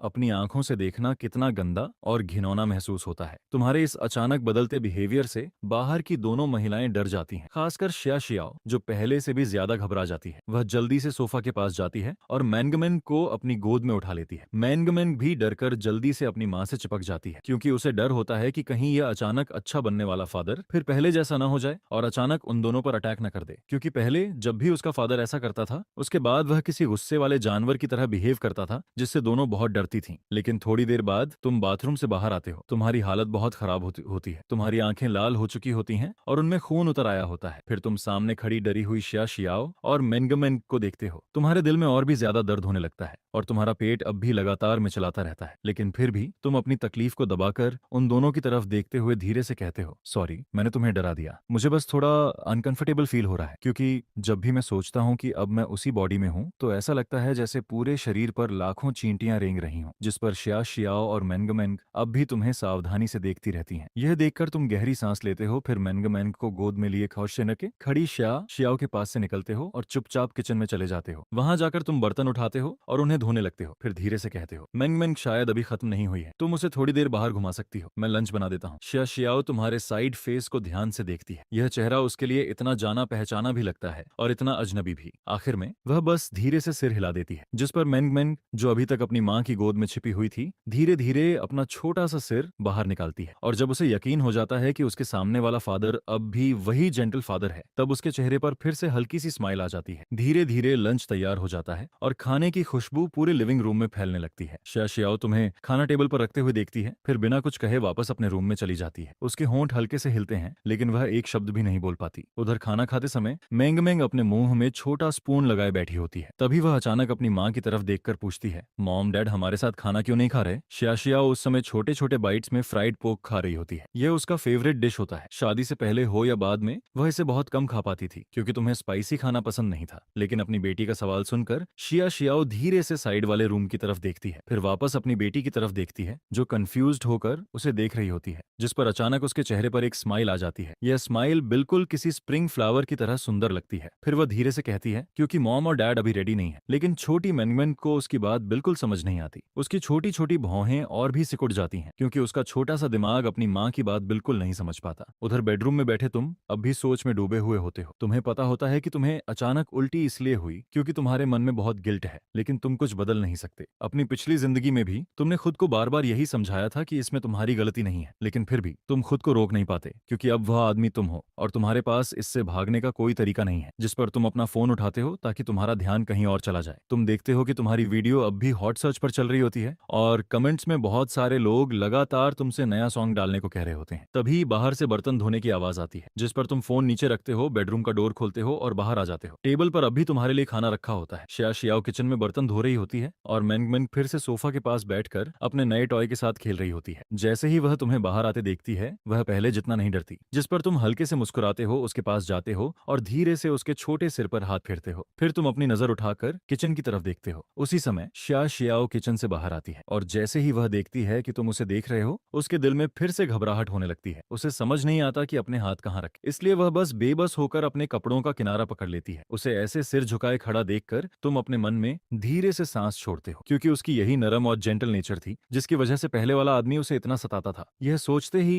तुम्हारे चेहरे की सिकुड़ी हुई भौहें धीरे धीरे ढीली पड़ जाती हैं। उधर शिया शियाओ सिर झुकाए खड़ी होती है, लेकिन जब वह तुम्हारी आवाज सुनती है तब धीरे धीरे सिर उठाकर तुम्हारी तरफ देखती है। सबसे पहले उसकी नजर तुम्हारी साफ और शांत आंखों पर जाती है, फिर उसकी नजर टेबल पर रखे नए फोन के बॉक्स पर जाती है। तुम धीरे धीरे सोफा तक चलते हो, वहां बैठते हो और फिर उससे पूछते हो, क्या कहीं दर्द हो रहा है? तुम्हारी आवाज बहुत हल्की होती है, इतनी हल्की कि उसे साफ सुनने के लिए ध्यान से सुनना पड़ता है। लेकिन शिया शियाओ कोई जवाब नहीं देती, जिस पर तुम भी कुछ नहीं कहते। तुम टेबल से नया फोन उठाते हो, सुबह उसका बॉक्स खोलते हो और उसमें से वह हल्के नीले कलर वाला नया फोन बाहर निकालते हो। फिर तुम जल्दी से उसे थोड़ा सेट करते हो और उसकी तरफ बढ़ाते हुए कहते हो, ये फोन तुम्हारे लिए है, सिम कार्ड तुम्हें खुद जाकर बनवाना होगा। मैंने इसमें अपना नंबर सेव कर दिया है, अगर मैं घर पर नहीं रहूं और तुम्हें कुछ भी हो तो तुम मुझे कॉल कर सकती हो। इतना कहते हुए तुम अपनी पॉकेट से काफी सारे पैसे निकालते हो और उसके सामने रख देते हो। ये कैश मैंने आज निकाला है, अगर दोपहर में तुम्हारा कुछ काम नहीं है तो मैंगमैन को लेकर बाहर चली जाना। हमेशा घर में रहना ठीक नहीं है, जो लेना हो ले लेना, खासकर कपड़े। मुझे लगता है तुम दोनों के कपड़े अब काफी छोटे हो चुके हैं और बाद में हम बैंक कार्ड भी बनवा लेंगे, क्योंकि इतना कैश रखना सेफ भी नहीं है और कन्वीनियंट भी नहीं। तुम एक ही सांस में अपने दिल की सारी बातें कह देते हो, जिस पर शिया शियाओ धीरे धीरे सिर उठाती है और सामने बैठे तुम्हें देखने लगती है। वह तुम्हारी हर बात को चुपचाप सुनती रहती है और सुनते सुनते उसकी आंखें धीरे धीरे लाल होने लगती हैं। तुम देखते हो कि शिया शियाओ अब तक फोन नहीं ले रही, जिस पर तुम मजबूरी में अपनी नाक छूते हो और कहते हो, क्या तुम्हें यह फोन पसंद नहीं आया? मुझे इसका कलर बहुत अच्छा लगा था और मैंने सबसे नया मॉडल लिया है। अगर तुम्हें यह पसंद नहीं है तो हम कोई दूसरा खरीद लेंगे जो तुम्हें अच्छा लगे। जिस पर शिया शियाओ धीरे धीरे सिर हिलाती है। फिर वह एक बार तुम्हारी तरफ देखती है और बहुत हल्की आवाज में कहती है, नहीं, मुझे ये बहुत पसंद आया, थैंक यू। उसकी आवाज अब भी बहुत धीमी होती है और उसमें हल्की सी रुलाई छिपी होती है। उधर साइड में बैठी मैंगमैन भी इस समय अपना टॉय नीचे रख देती है। फिर वह क्यूरियोसिटी से अपना छोटा सा सिर आगे बढ़ाती है और अपनी माँ के हाथ में पकड़े नए फोन को देखने लगती है, जिस पर शिया शियाओ अपना हाथ उठाती है और धीरे से मैंगमैन के सिर को सहलाने लगती है। तुम बहुत देर से एक गर्म पानी से बात लेना चाहते हो, लेकिन आज शिया शियाओ और मैंगमैन काफी देर तक लिविंग रूम में ही रहती हैं, जिस पर तुम्हें इस समय शॉवर लेना बहुत ऑकवर्ड फील होता है, इसलिए तुम थोड़ा उदास होकर वापस बाथरूम में चले जाते हो। धीरे धीरे शाम के 5 बज जाते हैं और बाहर का मौसम आखिर थोड़ा ठंडा होने लगता है। उधर शिया शियाओ कुछ देर तक सोफा पर बैठी रहती है, फिर आखिर में वह टेबल पर रखे पैसे उठाती है, मैंगमैन का हाथ पकड़ती है और घर से बाहर निकल जाती है। मैंगमैन बहुत लंबे समय से बाहर नहीं गई होती है। उसे बाहर खेलना बहुत पसंद होता है, लेकिन उसकी माँ उसे पहले कभी बाहर नहीं ले जाती थी, क्योंकि डैड उन्हें बाहर जाने नहीं देता था। इसलिए इस बार बाहर निकलते ही वह बहुत ज्यादा खुश दिखाई देती है। वह एक हाथ में अपना शीप वाला डॉल पकड़ती है और दूसरे हाथ से अपनी माँ का हाथ पकड़ती है। फिर वह पूरे रास्ते उछलती कूदती चलती है और उसकी बड़ी बड़ी गोल आंखें हर चीज को क्यूरियोसिटी से देखती रहती हैं। उसके लिए बाहर की हर चीज बिल्कुल नई और एक्साइटिंग होती है। लेकिन शिया शियाओ उतनी खुश नहीं होती। उसके कदम अनअवेयरली तेज होने लगते हैं। वह रास्ते पर आने जाने वाले लोगों को देखती है और अचानक खुद को उनसे छोटा फील करने लगती है, खासकर अपने और मैंगमैन के कपड़ों को देखकर, जो अब उन दोनों को ठीक से फिट भी नहीं आते। मॉल ज्यादा दूर नहीं होता। शिया शियाओ को याद होता है कि सिर्फ 2 सड़क पार करने के बाद ही वह पहुंच जाएगी, लेकिन वहां पहुंचकर उसे लगता है कि सिर्फ 2 साल में ही यह मॉल पहले से काफी बदल चुका है। अब वह पहले से ज्यादा सुंदर और अच्छे से डेकोरेट किया गया होता है। जैसे ही वह अंदर जाती है, उसे एक फोन स्टोर दिखाई देती है। बाहर एक बोर्ड लगा होता है जिस पर सिम कार्ड का साइन भी बना होता है। शिया शियाओ एक पल के लिए रुकती है, फिर मेंगमेंग का हाथ पकड़कर अंदर चली जाती है। स्टोर के अंदर काफी लोग होते हैं और सभी क्लर्क्स अपने अपने काम में लगे होते हैं, जिस पर बहुत समय से किसी से बात न करने वाली शिया शियाओ दरवाजे के पास खड़ी होकर एक पल के लिए चुप हो जाती है। लेकिन तभी एक फीमेल क्लर्क उन्हें देख लेती है। वह खुद आगे आती है, पहले मेंगमेंग के सिर पर हाथ फेरती है, फिर मुस्कुराकर कहती है, यह छोटी बच्ची कितनी प्यारी है, क्या आप फोन लेने आई हैं? यह सुनते ही किसी के मेंगमेंग की तारीफ करने पर शिया शियाओ के चेहरे पर भी हल्की स्माइल आ जाती है। फिर वह धीरे से सिर हिलाकर कहती है, नहीं, मेरे पास फोन है, मुझे सिर्फ सिम कार्ड बनवाना है, क्या यहाँ बन जाएगा? जिस पर फीमेल क्लर्क मुस्कुराते हुए उसे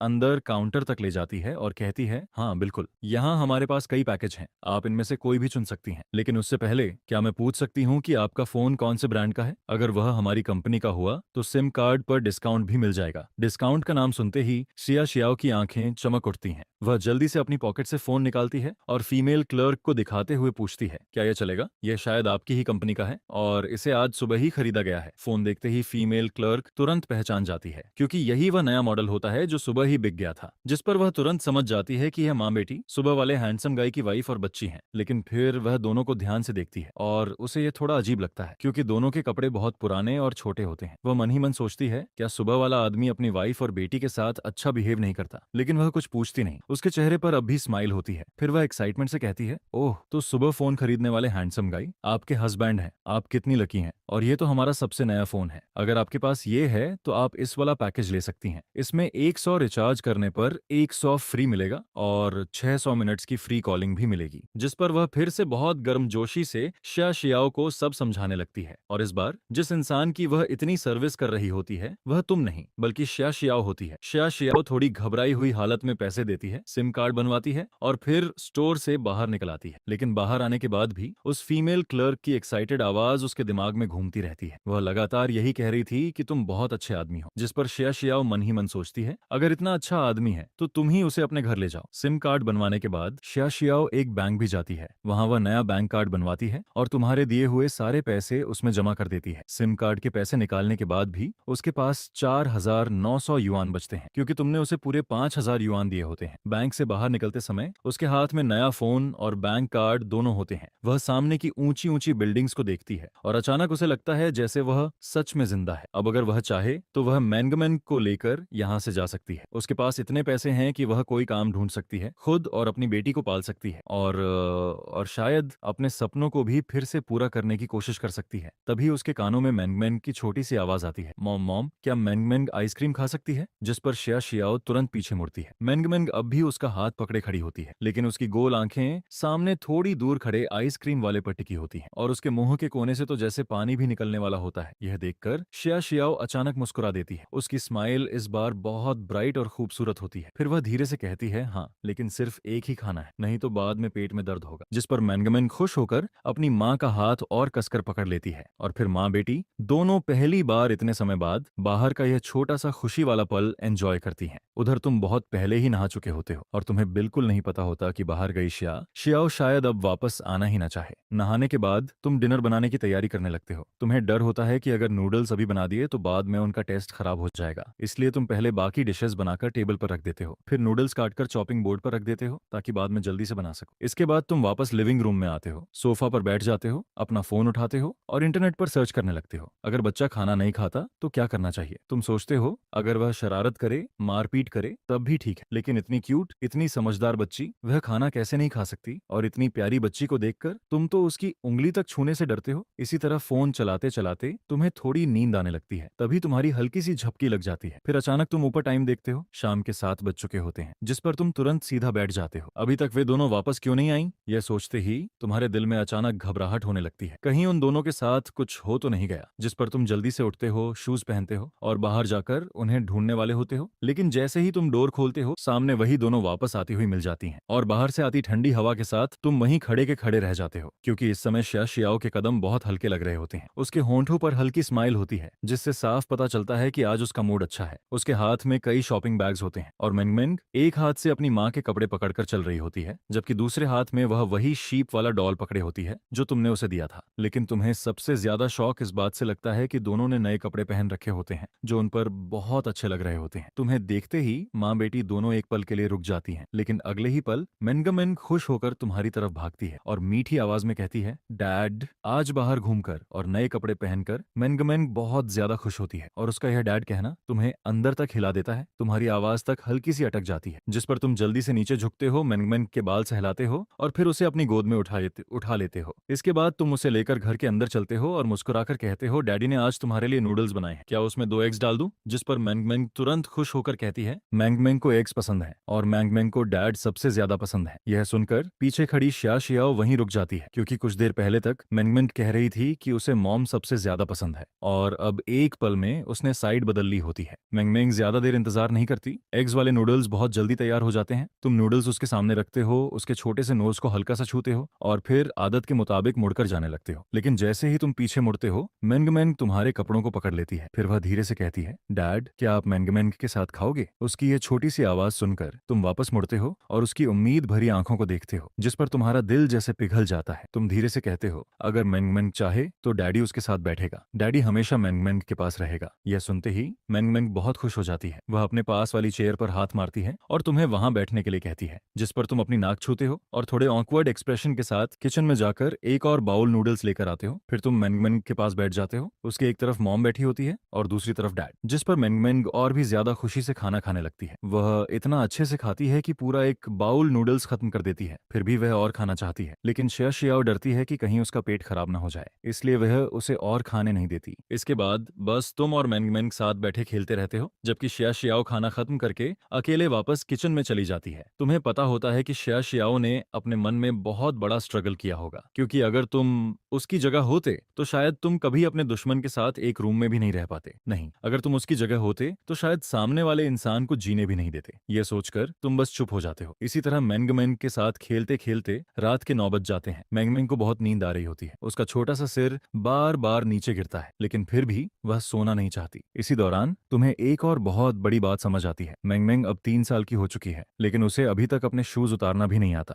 जबकि इस उम्र के बच्चे तो नॉर्मली किंडरगार्टन जाने लगते हैं। तुम जानते हो कि इसकी वजह पहले का वह खराब फैमिली एनवायरनमेंट है और ये सब एक दिन में ठीक नहीं होगा, लेकिन फिर भी तुम्हारे दिल में बहुत ज्यादा दर्द होता है। तभी शिया शियाओ बेडरूम से बाहर आती है। वह कुछ नहीं कहती, बस चुपचाप सोफा पर बैठे तुम्हें और मेंगमेंग को देखती रहती है, लेकिन उसकी आंखों में साफ लिखा होता है कि अब मेंगमेंग के सोने का टाइम हो गया है। जिस पर तुम मेंगमेंग को सोफा से उठाते हो, कोई उसके छोटे से फेस को किस करते हो और मुस्कुराकर कहते हो, मेंगमेंग अब सोने का टाइम हो गया है, क्या डैडी कल फिर तुम्हारे साथ खेलेगा? यह सुनकर मेंगमेंग की आधी बंद आंखें थोड़ा खुल जाती हैं। वह पहले तुम्हारी तरफ देखती है, फिर अपनी माँ की तरफ देखती है और अगले ही पल वह अपना छोटा सा चेहरा तुम्हारी गर्दन में छिपा लेती है और धीरे से कहती है, मेंगमेंग आज डैड के साथ सोएगी। उसकी यह बात सुनकर तुम एक पल के लिए पूरी तरह घबरा जाते हो और उधर शिया शियाओ का चेहरा भी थोड़ा डार्क हो जाता है। कमरे में अचानक एक अजीब सी खामोशी छा जाती है, जिस पर तुम बेबस होकर शिया शियाओ की तरफ देखते हो, जैसे कहना चाहते हो कि यह आइडिया तुम्हारा नहीं, मेंगमेंग का है। उधर शिया शियाओ चुपचाप अपनी मुट्ठी कस लेती है। उसके मन में सिर्फ यही आता है, ये छोटी सी बच्ची भी कितनी जल्दी बदल गई। मैंने इसे इतने सालों तक संभाला और यह सिर्फ 2 दिन में अपने डैड के पास चली गई। लेकिन आखिर में मेंगमेंग की जिद जीत जाती है। शिया शियाओ बस चुपचाप जाकर उसे नहला देती है और उसके बाद मेंगमेंग सीधे तुम्हारे बेड में आकर घुस जाती है। वह बिल्कुल किसी छोटे कोआला की तरह तुम्हारी गर्दन पकड़कर लटक जाती है और छोड़ती ही नहीं, जिस पर तुम भी उसे ऐसे पकड़े रहते हो, क्योंकि ये पहली बार होता है जब कोई बच्चा तुमसे ऐसे चिपक कर सोना चाहता है। फिर तुम्हें इंटरनेट पर पढ़ी हुई पेरेंटिंग वाली बातें याद आती हैं, जिस पर तुम मेंगमेंग को धीरे धीरे बहुत पुरानी एक बेड टाइम स्टोरी सुनाने लगते हो। एक बहुत खूबसूरत देश है, राजा की 2 बहुत प्यारी बेटियां हैं, उनमें से एक का नाम एल्सा है। मेंगमेंग बहुत ज्यादा खुश थी, वो गहरी नींद में सो गई। एक सुबह मेंगमेंग अभी भी सो रही थी, तुम जल्दी उठ गए। अगले ही पल तुमने अपनी आंखें मल ली, जैसे तुम्हें यकीन ही नहीं हो रहा था। लिविंग रूम में चाय पर लगी ऑइंटमेंट गायब हो गई थी और तुम्हारी आंखें धीरे धीरे चमकने लगी। उसके चेहरे पर एक राहत भरी मुस्कान आ गई। आज तुम खुश मूड में घर से बाहर निकले। नहाने और खाना बनाने में तुमने कुल मिलाकर 2 घंटे से ज्यादा लगा दिए। नाश्ता बनाने के बाद आज एक और काम था, अपनी बेटी को उठाने के लिए बुलाना। मेंगमेंग तुम्हारी नरम आवाज से जाग गई। उसने अपनी नींद भरी आंखें मली और फिर जैसे ही उसने तुम्हें देखा, उसके चेहरे पर एक प्यारी सी स्माइल धीरे धीरे आ गई और उस छोटे से बच्चे ने अपने 2 नरम हाथ फैला दिए। तुमने तुरंत अपना हाथ बढ़ाया और उसे प्यार से उठा लिया। फिर उसे वो नए कपड़े पहनाए जो तुमने कल ही खरीदे थे और उसके बाद उसे लेकर बाहर मुंह हाथ धुलाने चले गए। वीडियो में तुमने बच्चों का ध्यान रखना सीख लिया था, लेकिन थ्योरी तो थ्योरी ही होती है। अब थोड़ी देर संभालने के बाद तुम्हें समझ आ गया कि ये कितना मुश्किल है। उस छोटे बच्चे का शरीर बहुत नाजुक था, तुम जोर लगाने की हिम्मत नहीं कर रहे थे, इसलिए पूरा प्रोसेस थोड़ा ऑकवर्ड लग रहा था। खासकर जब उस छोटे बच्चे के बाल बांधने की बारी आई, तब तो तुम और भी हेल्पलेस लग रहे थे। बहुत देर मेहनत करने के बाद आखिर में तुम उसके बाल बस टेढ़े मेढ़े ही बांध पाए। पापा बहुत बड़े बेवकूफ हैं। मेंगमेंग ने शीशे में अपने टेढ़े बाल देखे, उसने अपना छोटा सा मुंह फुलाया और हंसते हुए चिंग का मजाक उड़ाया। तुमने उसका छोटा सा नाक पकड़ लिया, जिससे मेंगमेंग अपने भाई पर हंसे बिना नहीं रह पाई। उसने कुछ नहीं कहा, वो बस चुपचाप किचन में गई और नाश्ता बाहर ले आई। शायद उसे खुद भी पता नहीं चला, उसके होंठों के किनारे पहले ही हल्के से ऊपर उठ चुके थे। और एक सिंपल नाश्ते के बाद तुमने मेंगमेंग को शियाओ के पास वापस नहीं भेजा, बल्कि उसे अपने साथ सोफे पर ले गए और प्रिंसेस वाली चीजें खेलने लगे। बस इस बार मेंगमेंग के साथ खेलते खेलते तुमने अनजाने में उसके छोटे से दिमाग में कुछ बहुत सिंपल नंबर्स डालने शुरू कर दिए, 1 से 10 तक के नंबर। और मेंगमेंग की इस प्रॉब्लम को समझने के बाद तुमने अपने रोज के खेल में चुपचाप एक प्लान बना लिया, एक छोटा फैमिली और सेल्फ लर्निंग प्लान बनाने का, सिंपल नंबर से शुरू करके फिर जिंदगी की कुछ कॉमन बातें। तुम मेंगमेंग को धीरे धीरे सब सिखाओगे। जाहिर है ये एक दिन में नहीं होने वाला था, लेकिन अच्छी बात यह थी कि मेंगमेंग बहुत स्मार्ट थी। पहले उसे किसी ने ये चीजें नहीं सिखाई थी, लेकिन अब तुम्हारी अनजानी गाइडेंस में अच्छे चेंजेस दिखने लगे थे। इससे तुम्हें काफी अच्छा फील हुआ। हारुका शिमोनेशी सॉफ्टवेयर डाउनलोड करते हुए बाप बेटी के इंटरेक्शन को देख रही थी, और इसी वक्त उसने ये भी नोटिस किया कि तुम पिछले सीन में मेंगमेंग को सिखा रहे थे। वो चुपचाप देखती रही। उसके दिल में हल्की सी मिठास आ गई। वो बहुत पहले से अपने बच्चे को सिखाना चाहती थी, लेकिन पहले का फैमिली एनवायरनमेंट, उनकी जिंदगी पहले ही बहुत मुश्किल थी। वो मेंगमेंग को एक नॉर्मल मां की तरह कैसे सिखा सकती थी? शिमो शियाओ ने अपनी नजरें हटा लीं। उसने मोबाइल की स्क्रीन की तरफ देखा। ये सच में नया फोन था। सॉफ्टवेयर बहुत तेजी से डाउनलोड हो रहा था। बस कुछ ही सेकंड में एक सॉफ्टवेयर डाउनलोड हो गया, और जैसे ही याओ शिमोनेशी ने अपना वीचैट खोला, वहां एक अनरीड मैसेज था। वो मैसेज उसकी छोटी असिस्टेंट ताइलेले का था,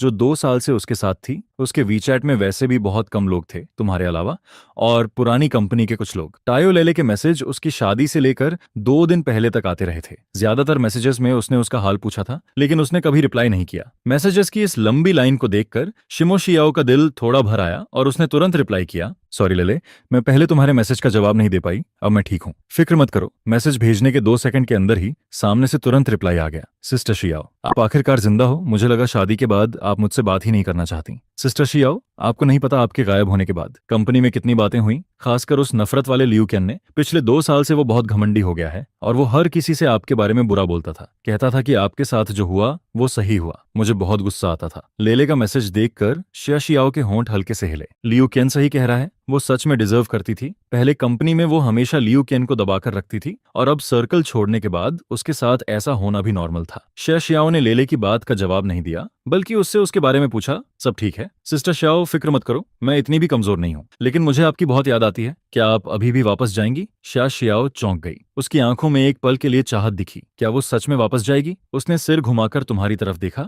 फिर मेंगमेंग की तरफ देखा, और थोड़ी देर बाद उसकी आंखों की वो चाहत धीरे धीरे खत्म हो गई। शायद नहीं, लेकिन अगर लेले मुझे याद करती है तो मैं उसे भूलूंगी नहीं। उसी समय शहर के बीचों बीच तियानमी एंटरटेनमेंट बिल्डिंग में करीब 1.6 मीटर लंबी एक लड़की ने अपने कंधों का बोझ नीचे रखा, और उसके हाथ खुशी में मोबाइल को कसकर पकड़कर तेजी से टाइप करने लगे। लेकिन बहुत जल्दी एक तेज आवाज वाली लड़की ने उसे उसकी खुशी से बाहर निकाल दिया। ताओ लेले, क्या तुम काम चोरी कर रही हो? जल्दी काम करो। क्या तुम्हें लगता है कि तुम पहले किसी फेमस एक्ट्रेस की असिस्टेंट थी तो अब भी खास हो? अगर काम नहीं करना तो जितनी जल्दी हो सके यहाँ से निकल जाओ। ये आवाज एक लंबी फॉक्स गर्ल जैसी लड़की की थी, एक घमंडी और खुद पर मरने वाली औरत। उसका चेहरा ऊपर उठा हुआ था। उसकी लंबी बहती हुई आंखों में घमंड भरा हुआ था। क्या देख रही हो? और रिकॉर्डिंग स्टूडियो का इक्विपमेंट रिपोर्ट क्यों नहीं किया? क्या तुम तीनों मेरे साथ रिकॉर्डिंग करने चल सकती हो? ताई लेले ने उस औरत की तरफ देखा। चुपचाप धक्का दिए जाने के बाद भी उसने जमीन पर रखा इक्विपमेंट उठाया और रिकॉर्डिंग स्टूडियो की तरफ चल दी। सिस्टर शियाओ से मिलने के लिए इस शनिवार मेरी छुट्टी है, मेरे पास कांटेक्ट करने का टाइम होगा। शियाओ ने ऐसा मैसेज देखा, और आखिरकार उसके चेहरे पर मुस्कान आ गई। उसने फिर से स्क्रॉल किया, लेकिन और कोई इन्फॉर्मेशन नहीं थी, तो उसने वेबो खोल लिया। उसके वेबो पर आखिरी अपडेट अभी भी 2 साल पुरानी थी। वही पोस्ट जिसमें उसने सर्कल छोड़ने का ऐलान किया था, और उसके पहले वाले लाखों फैंस अब हजारों में बदल चुके थे। जियांग के फैंस के अलावा शिंगयुआन के कुछ पुराने फैंस अभी भी थे, जो अक्सर उसकी बात करते थे और उसकी फिक्र करते थे। इसलिए उसने वेबो के हॉट सर्च देखे। ज्यादातर हाल की गॉसिप न्यूज थी, लेकिन उनमें कुछ ऐसी भी थीं जो हाल ही में वायरल हुए एक गाने की बात कर रही थीं। Evil life has you, immortal song, mysterious singer. सिर्फ एक वीडियो से फैंस की पूरी दुनिया फट गई। शिंगयाओ कौन है? डीप एनालिसिस, हाल की एक ट्रेजर सॉन्ग का पूरा हिसाब। शिमोनेशी हारुका बहुत क्यूरियस हो गई। हाल ही में इतना पॉपुलर हुआ ये कौन सा गाना है, इसलिए उसने टाइटल ढूंढा और उस पर क्लिक कर दिया।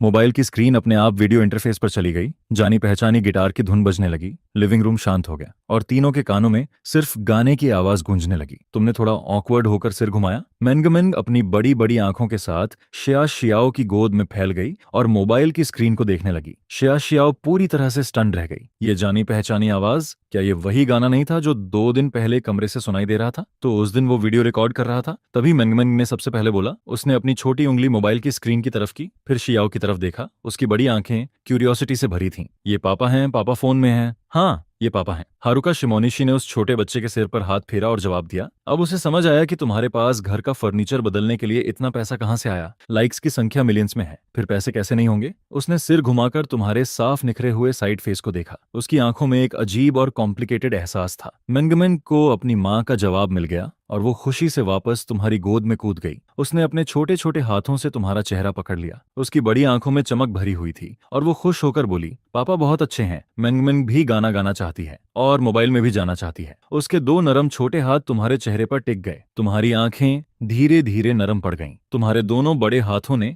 अपनी बेटी का छोटा चेहरा पकड़ लिया। क्या मेंगमेंग को गाना पसंद है? मेंगमेंग को भी गाना पसंद है। मेंगमेंग ने बिना रुके अपनी बड़ी आंखों के साथ जवाब दिया। तुम्हारी मुस्कान और भी बड़ी हो गई। अच्छा, तो फिर पापा मेंगमेंग को गाना सिखाएंगे और जब मेंगमेंग सीख जाएगी तब वो भी मोबाइल में गाएगी, ठीक है? मेंगमेंग बार बार अपना छोटा सिर हिलाने लगी। फिर उसने खुशी से तुम्हारे गाल पर जोर से किस कर लिया और ये रिवॉर्ड मिलते ही तुम तुरंत मुस्कुरा दिए। उस छोटे बच्चे की तारीफ भरी नजरों के नीचे तुम जल्दी से अपने कोने वाले छोटे से ठिकाने पर गए, गिटार उठाया और वापस सोफे पर आ गए। तुमने उसे प्यार से मनाया, फिर गिटार के तारों को छेड़ा। आज पापा मेंगमेंग के लिए एक बच्चों का गाना बनाएंगे जो सिर्फ मेंगमेंग का होगा। पहले पापा इसे मेंगमेंग को गाएंगे और अगली बार मेंगमेंग भी साथ में गाएगी। मेंगमेंग खुशी से सिर हिलाने लगी। उसका छोटा सा चेहरा एक्साइटमेंट से भरा हुआ था। इस गाने का नाम है करेज एक्सप्लोजन। मेंगमेंग ध्यान से सुनना। इतना कहकर तुमने धीरे से गिटार के तार छेड़े। धुन बहुत हल्की और खुश थी। फिर पूरे लिविंग रूम में आवाज गूंजने लगी। मेंगमेंग का रिदम सरप्राइजिंगली बहुत अच्छा था। वो अपना सिर हिला रही थी और धुन के साथ धीरे धीरे झूम रही थी। तुम भी अनजाने में उस छोटे बच्चे के साथ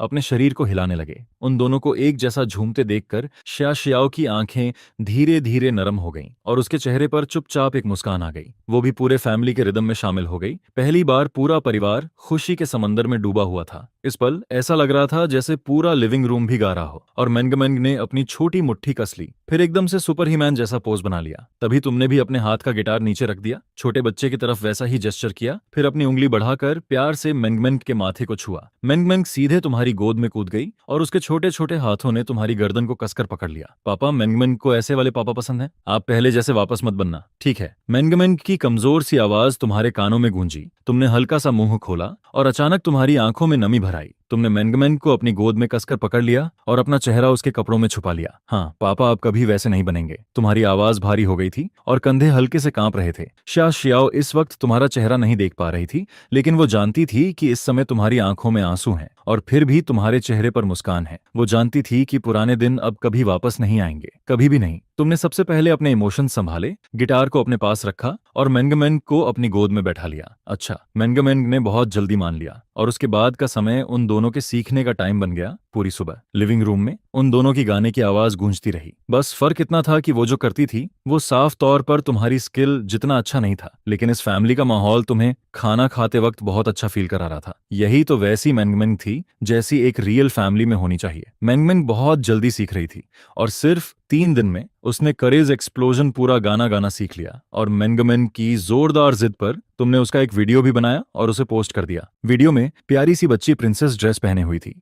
उसके सिर पर बो था, उसका छोटा सा शरीर म्यूजिक के साथ झूम रहा था। वो इतनी क्यूट लग रही थी और शूट करते वक्त तुम्हारे चेहरे पर मुस्कान थी। तुम्हारा चेहरा पूरा यही कह रहा था, ये मेरी बेटी है। मेरा प्रॉड सुंडेरे एक्सप्रेशन। साइड में बैठी शिया शियाओ ये सब देख रही थी। शिया शियाओ ने अनजाने में तुम्हारा चेहरा देखा और वो हंसी रोकते रोकते लगभग नाराज हो गई। उसने पहली बार तुम्हें इस तरह देखा था और तुम्हारे अंदर ऐसा साइड भी हो सकता है। पिछले 3 दिनों में तुम्हारे अच्छे बिहेवियर की वजह से शिया शियाओ का रिश्ता तुम्हारे साथ काफी नरम हो गया था। कम से कम अब शिया शियाओ खुद से तुमसे 2-4 बातें कर लेती थी। किसी ने नहीं सोचा था कि शिनयाओ अकाउंट का दूसरा वीडियो भी एक गाना निकलेगा और वो गाना भी ओरिजिनल होगा और इतना अच्छा भी होगा। शियाओली ने ये वीडियो सबसे पहले देख लिया और पूरा वीडियो देखने के बाद उसने बिना सोचे सबसे बड़ा लाइक दे दिया। इतनी प्यारी सी बच्ची, इतना अच्छा गाना, श्याओली के चेहरे पर मुस्कान आ गई और उसका पूरा मुंह खुशी से खुल गया। उसके तुरंत बाद हॉट सर्च फिर से एक्सप्लोड हो गया। तुम्हारे आसपास का स्टॉर्म अभी पूरी तरह खत्म भी नहीं हुआ था और इस नए तूफान ने पहले ही सब उड़ा दिया। इस वीडियो की पॉपुलैरिटी और भी तेजी से बढ़ी। सिर्फ एक दोपहर में लाइक्स की संख्या 5 मिलियन तक पहुंच गई। कमेंट्स की संख्या तो और भी क्रेजी थी, जिसकी वजह से रात में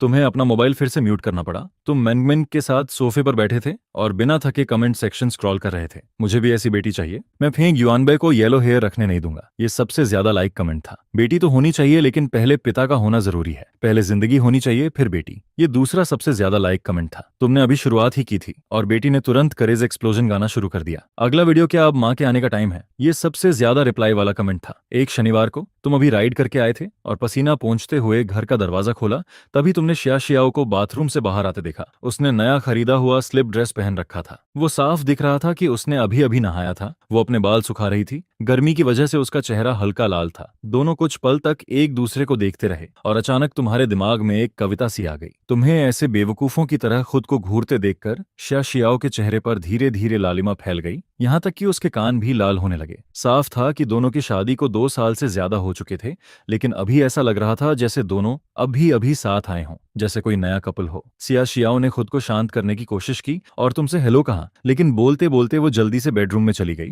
तुमने बस छोटा सा जवाब दिया। सिया शियाओ ने कुछ नहीं कहा और वो भी वापस बेडरूम में भाग गई। तुमने बेबस होकर मुस्कुराया, अपने दिमाग से बेकार के ख्याल निकाले और बाथरूम में चले गए, नहाया, खाना बनाया और फिर मैंगमेंग को उठाने चले गए। Daily 3 piece set. जब तुमने बेडरूम का दरवाजा खोला, मैंगमेंग अभी भी सो रही थी। कुछ दिनों की अच्छी खाने पीने और नींद की वजह से मैंगमेंग का चेहरा पहले से काफी ज्यादा हेल्दी लग रहा था। हालांकि वो अभी भी पतली थी, लेकिन उसका पूरा मूड और हालत आंखों से ही बेहतर लग रही थी। तुम बिस्तर के किनारे बैठ गए और थोड़ी देर उसे देखते रहे, फिर झुककर प्यार से उसकी छोटी सी नाक पकड़ ली। मैंगमेंग, उठो, खाना खाना है। बिस्तर पर पड़ी वो छोटी सी बच्ची धीरे धीरे आंखें खोलने लगी और जैसे ही उसने तुम्हें देखा, उसके होंठों के किनारे अपने आप ऊपर उठ गए। फिर उसने धीरे से अपना छोटा हाथ बढ़ाया और तुम्हारी गर्दन पकड़ ली। पापा, तुम मुस्कुराए, उसे गोद में उठाया, बेडरूम से बाहर आए और उसे वॉश बेसिन के सामने वाले स्टूल पर बैठा दिया। पिछले 2 दिनों से वो छोटी बच्ची खुद ही अपना चेहरा धो रही थी और दांत साफ कर रही थी। तुम उसके पास खड़े थे, उसके लिए टूथपेस्ट निकाल रहे थे, टॉवेल दे रहे थे और बाकी चीजें संभाल रहे थे। मैंगमेंग बहुत स्मार्ट थी। तुमने उसे सिर्फ 2 दिन सिखाया था और उसने ये स्किल सीख ली। इसी समय शिया शियाओ भी बेडरूम से बाहर आई। उसके पीछे के लंबे बाल ऊपर बांधे हुए थे, एक छोटे से बन में। इस तरह की शिया शियाओ को देखकर तुम्हारी नजरें उससे हट ही नहीं रही थीं। तुमने मन ही मन सिर हिलाया। क्या यही वो एनर्जी है जो किसी 20 साल की लड़की में होनी चाहिए? लेकिन वो अभी भी बहुत पतली है। अगर थोड़ी हेल्दी होती तो और भी अच्छी लगती। शिया शियाओ अभी भी अंदर से थोड़ी नर्वस थी। उसकी आंखें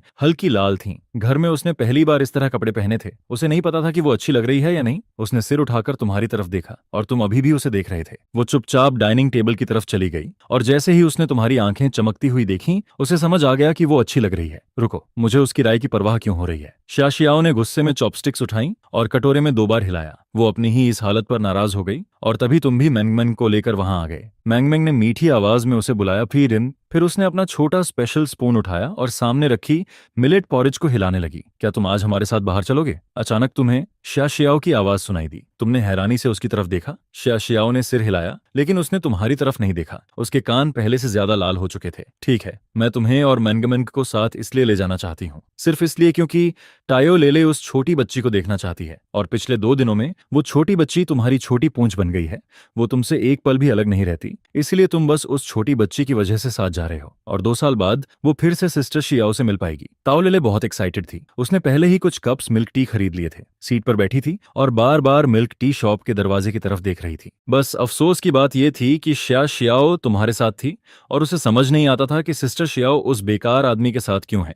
वो चाहे जितना सोच ले, उसे समझ नहीं आता था। उसने शुरू में शिया शियाओ को समझाने की कोशिश भी की थी, लेकिन जैसे उसका दिल पत्थर का हो, वो उसकी बात बिल्कुल नहीं सुनती थी। ताओ लेले अपने दिमाग में यही सब सोच रही थी, तभी उसने एक जानी पहचानी शक्ल देखी जो उछलती हुई छोटी सी बच्ची को गोद में उठाए दुकान के दरवाजे से अंदर आ रही थी। उसकी आंखें चमक उठीं और वो तुरंत खड़ी होकर हाथ हिलाने लगी। सिस्टर शियाओ, यहाँ? शिया शियाओ ने आवाज सुनी और जैसे ही ऊपर देखा, उसे टाओ लेले हाथ हिलाते हुए दिख गई। उसके चेहरे पर भी मुस्कान आ गई। दोनों की आंखों में खुशी थी, लेकिन साथ ही थोड़ा दर्द भी था। इतने लंबे समय बाद अपनी सबसे करीबी बहन जैसी इंसान से मिलने पर दोनों अपने इमोशंस दबा नहीं पा रही थीं। ताओ लेले के होंठ कांप रहे थे। सिस्टर शियाओ, आपने बहुत सहा है। क्या वो आदमी आपके साथ अच्छा नहीं था? वो कहाँ है? मैं उसे सबक सिखाऊंगी। शिया शियाओ थोड़ा असहज हो गई। उसने हल्का सा सिर हिलाया। तुम और तौलेले साथ में बैठ गए और उसने मेनमेन को गोद में लेकर अपने पास बैठा लिया। तब जाकर शाओ बोली, लेले फिक्र मत करो, वो अब मेरे साथ अच्छा है। तुम्हारा क्या, मेरे जाने के बाद क्या तुम ठीक से काम कर रही हो? मैं भी ठीक हूँ सिस्टर श्याओ, आपको नहीं पता मैं आपको कितना मिस करती थी। दोनों एक दूसरे से अपनी अभी की हालत के बारे में पूछती रहीं। थोड़ी देर बात करने के बाद ताओ लेले की नजर उस छोटी बच्ची पर गई। वो बच्ची अभी तक चुपचाप पास बैठी हुई थी। ताओ लेले बस श्याओ से बात करती रही। उसने अभी तक उसे ध्यान से देखा ही नहीं था, लेकिन अब जैसे ही उसने गौर से देखा,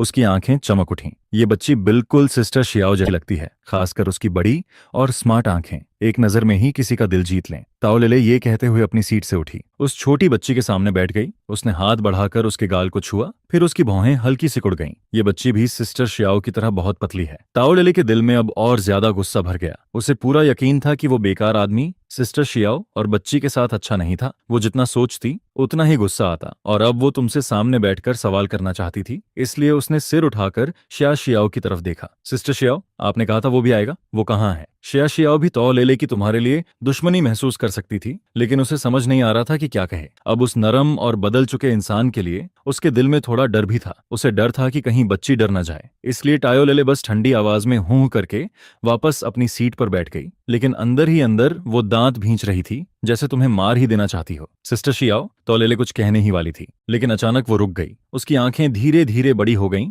और वो मिल्क टी शॉप के दरवाजे की तरफ देखने लगी। श्याओ भी चौंक गई। उसके चेहरे पर और ज्यादा परेशानी आ गई। उसे लगा तुम आ गए हो और इससे लेले और ज्यादा नाराज हो जाएगी। वो मुड़कर देखने ही वाली थी, तभी पीछे से एक हल्की सी तीखी आवाज आई, तुम्हारे पास अभी भी मिल्क टी पीने का टाइम है? मैंने जो काम दिया था वो खत्म हो गया क्या? लियू क्यान, तुम्हारी कोई हद नहीं है, आज छुट्टी का दिन है। ताओ लेले का चेहरा गुस्से से खराब हो गया, जैसे कोई छोटी बिल्ली गुस्से में फुफकार रही हो। श्याओ मुड़ी और तब उसने साफ देखा कि सामने लियू क्यान खड़ी थी, वही लड़की जो पहले उसी कंपनी में उसके साथ थी, और वो भी सिंगर वाली लाइन में थी। अरे ये तो सिस्टर श्याओ है ना? सिस्टर श्याओ घर पर नहीं बैठी, अपने सीधे साधे रिकवरी वाले ग्रुप में नहीं है, लेले को ढूंढने बाहर आ गई। क्या बात है? लियू क्यान की आंखों में हंसी थी और उसके मुंह से निकलने वाली हर बात में ताना भरा हुआ था। उसने अभी बात पूरी भी नहीं की थी कि बगल में बैठी तौ लेले पहले ही गुस्से से बोल पड़ी, लियू क्यान, पहले अपना काम देखो, आज वर्किंग डे नहीं है तो अपनी ये अजीब बातें बंद करो। सिस्टर श्याओ, चलो यहाँ से, यहाँ एक पागल कुत्ता खड़ा है, ये बस हमारा मूड खराब करेगा। ताओ लेले ये कहकर मेंगमेन को उठाने लगी। उसने श्याओ का हाथ पकड़ा और वहां से जाने लगी, लेकिन लियू क्यान पहले ही उनके सामने आकर खड़ी हो गई। उसकी आंखों में अजीब सी बुरी मुस्कान थी। उसने श्याओ को ऊपर से नीचे तक देखा और हंसते हुए बोली, सिस्टर श्याओ, तुम इतनी पतली क्यों हो गई हो? क्या जिंदगी आसान नहीं चल रही? अगर मुश्किल है तो मुझे बता देना, मैं थोड़ी मदद कर सकती हूँ। आखिर मैं इतनी दयालु जो हूँ, लेले को ही देख लो, अब वो मेरे नीचे काम करती है, उसकी जिंदगी भी ठीक चल रही है ना लेले?